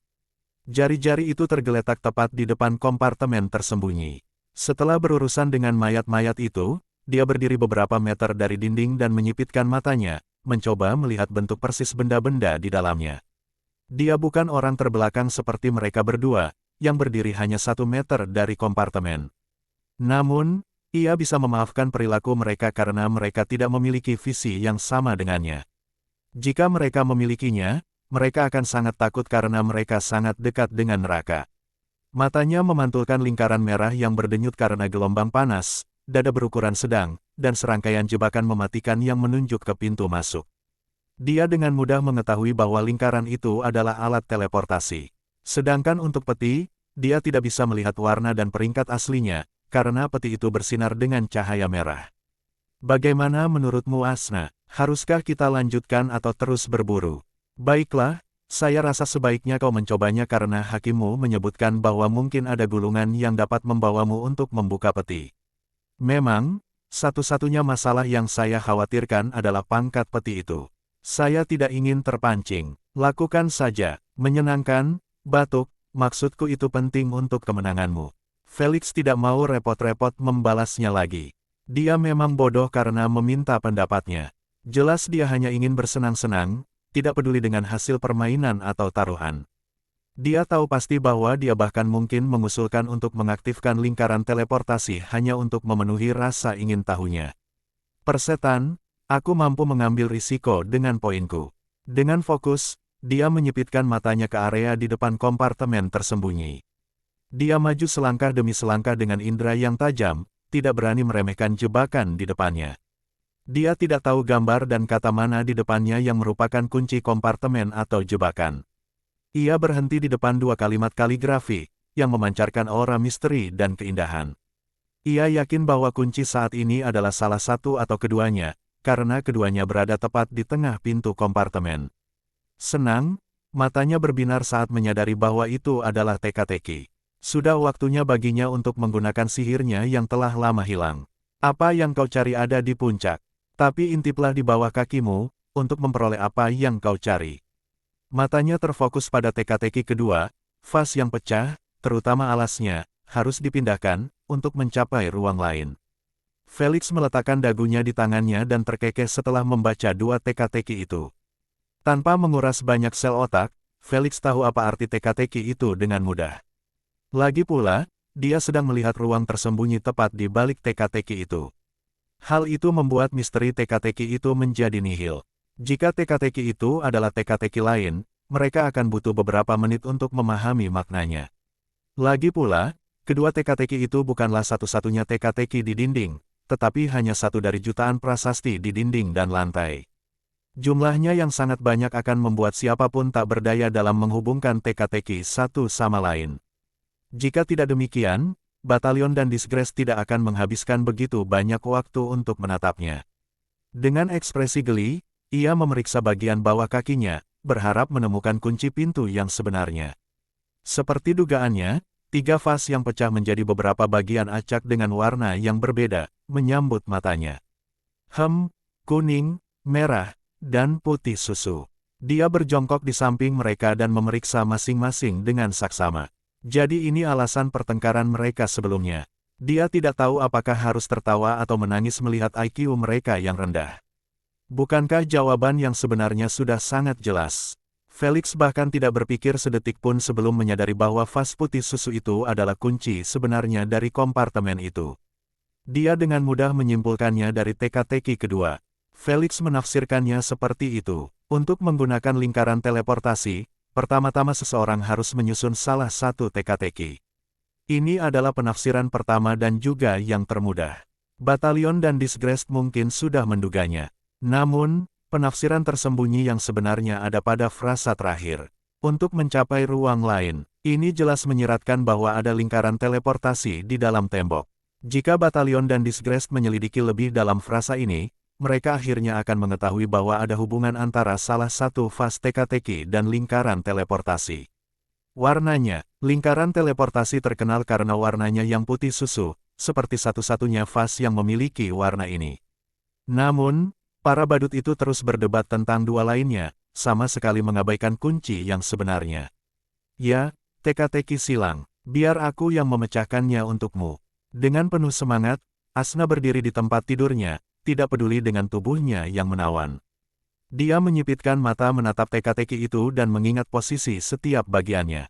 Dia kemudian menutup matanya dan duduk kembali di tempat tidur. Dia ingin memecahkannya dalam pikirannya terlebih dahulu, sebelum menceritakannya kembali kepada Felix. Dia tidak khawatir ingatannya akan hilang. Makhluk dengan status tinggi di alam semesta seperti dirinya menikmati banyak keuntungan, dan ingatan absolut hanyalah salah satunya. Beberapa menit berlalu dalam keheningan total, sementara Felix terus mengganti posisi kepingan dengan jarinya. Beberapa kepingan besar dan mudah terlihat, sementara beberapa kepingan berukuran koin. Ditambah lagi, dengan warna vas yang putih susu, teka-teki itu tidak menjadi lebih mudah. Terlepas dari tingkat kesulitannya, Felix selalu memiliki senyum nostalgia di wajahnya saat ia terus mencoba menyelesaikannya. Ia mendengar apa yang dikatakan Asna, dan mengerti bahwa ia bisa santai saja dan membiarkan Asna melakukannya untuknya. Tetapi mengapa ia melakukannya? Dia tidak bodoh untuk tidak mencoba menyelesaikannya sendiri. Dalam kehidupan ini, dia mungkin membenci permainan puzzle karena banyaknya variabel yang memengaruhi kemenangannya. Namun, dia tidak membenci puzzle itu sendiri. Malah, dia sangat menyukainya. Tak seorang pun dapat memahami hubungannya dengan teka-teki dan teka-teki. Dalam kehidupan sebelumnya, teka-teki dan tambahan eksternal dalam permainan adalah dua hal favoritnya, Karena bahkan dia, seorang pemain sampah dengan garis keturunan sampah, dapat mengalahkan para veteran dan merebut kejuaraan jika dia memainkan kartunya dengan benar. Itulah yang ditakutkannya akan terjadi dalam kehidupan ini sekarang, sampah total yang mengamankan kemenangan di bawah hidungnya. Menyenangkan ketika dia melakukannya, namun, tidak lagi lucu ketika yang terkena dampaknya adalah dia. Selesai. 6 menit. Sepertinya aku sudah berkarat. Puas namun agak tidak senang, ia menempelkan yang terakhir di bagian dasar vas yang pas. Segera setelah terpasang, vas itu bersinar dengan cahaya putih susu dan tiba-tiba memproyeksikan seberkas cahaya kedua teka-teki itu, menerangi mereka. Felix mundur 5 langkah dan meningkatkan kewaspadaannya, menduga ada jebakan di dalam tembok yang akan mendorong semuanya ke tempat sebelumnya. Ini adalah rintangan kedua. Jika seseorang percaya bahwa dengan memecahkan teka-teki, pintu menuju kekayaan akan terbuka, maka ia hanya akan berubah menjadi landak oleh serangan panah, peluru, tombak. Degup kencang. Felix semakin meningkatkan kewaspadaannya setelah melihat jebakan itu memanas, bersiap menyerang di balik pintu masuk yang terbuka lebar. Pujilah aku, Felix. Kalau tidak, aku tidak akan memberitahumu cara melakukannya. Keangkuhan Asna berangsur-angsur mereda saat matanya terbelalak melihat rentetan jebakan, yang mendarat pada teka-teki silang itu. Namun, yang mengejutkannya bukanlah itu, melainkan kenyataan bahwa teka-teki itu bersinar dengan kilauan putih, memperlihatkan keindahannya dalam satu kesatuan yang utuh. Oh, kamu masih di situ. Kerja bagus, Asna. Kamu melakukannya dengan baik. Dengan acuh tak acuh, Felix maju ke depan, tidak lagi khawatir dengan jebakan-jebakan itu. Panas yang mereka pancarkan sebelumnya telah mereda. Dengan kata lain, inti energi mereka telah kehabisan tenaga. Asna tidak menanggapi pujiannya. Dia hanya berbaring di tempat tidurnya dengan ekspresi datar dan menutupi tubuhnya dengan spray dari atas sampai bawah. Pujiannya terus terngiang di benaknya, dan setiap kali terdengar semakin sarkastis dan mengejek. Dia tidak mengerti bagaimana Felix berhasil mengungkapnya dalam teka-teki. Sebelumnya, ia tidak pernah menunjukkan minat sedikit pun pada teka-teki atau teka-teki silang. Bahkan, satu-satunya saat ia membicarakannya adalah ketika ia mengetahui bahwa ia beruntung dalam permainan ini. Pikirannya mulai kacau dan tak karuan memikirkan situasi yang kacau ini. Aku tidak tahan lagi. Aku harus mencari tahu. Dia memutuskan koneksi mereka dan menyelami ingatannya jauh-jauh, mencoba mencari tahu apa yang menyebabkan ketidaknormalan ini. Tidak di sini, tidak tahun ini. Bagaimana dia bisa menyentuh dirinya sendiri seperti itu? Merasa jijik, dia melewati masa remaja itu dan langsung masuk ke masa kecil Felix. Saat dia berhenti dan tenggelam dalam kenangan itu, dia mendengar suara keras memarahi Felix muda. Dasar bajingan kecil, kau bisa membuatku mati. Sudah kubilang untuk kencing di sepatu Benyamin, bukan di mulutnya saat dia tidur siang.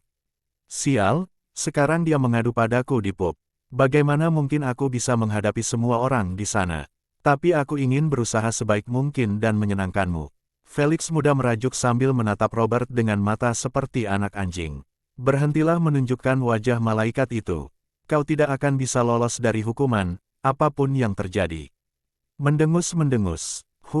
Baiklah berhentilah menangis. Ini memang salahku sejak awal. Saya tidak dihukum lagi. Usaha yang bagus. Robert mengacak-acak rambutnya dan memerintahkan, kamu akan dihukum 15 hari di kamarmu. Pergi. Tepat saat Felix kecil mencoba menangis lagi, Robert mengusirnya. Ia tahu hatinya akan melunak jika ia melihatnya lagi. Makin lama makin sulit menenangkan kakek. Felix yang kesal menyeka air matanya yang palsu dan pergi ke kamarnya, mengunci diri di dalam, sendirian.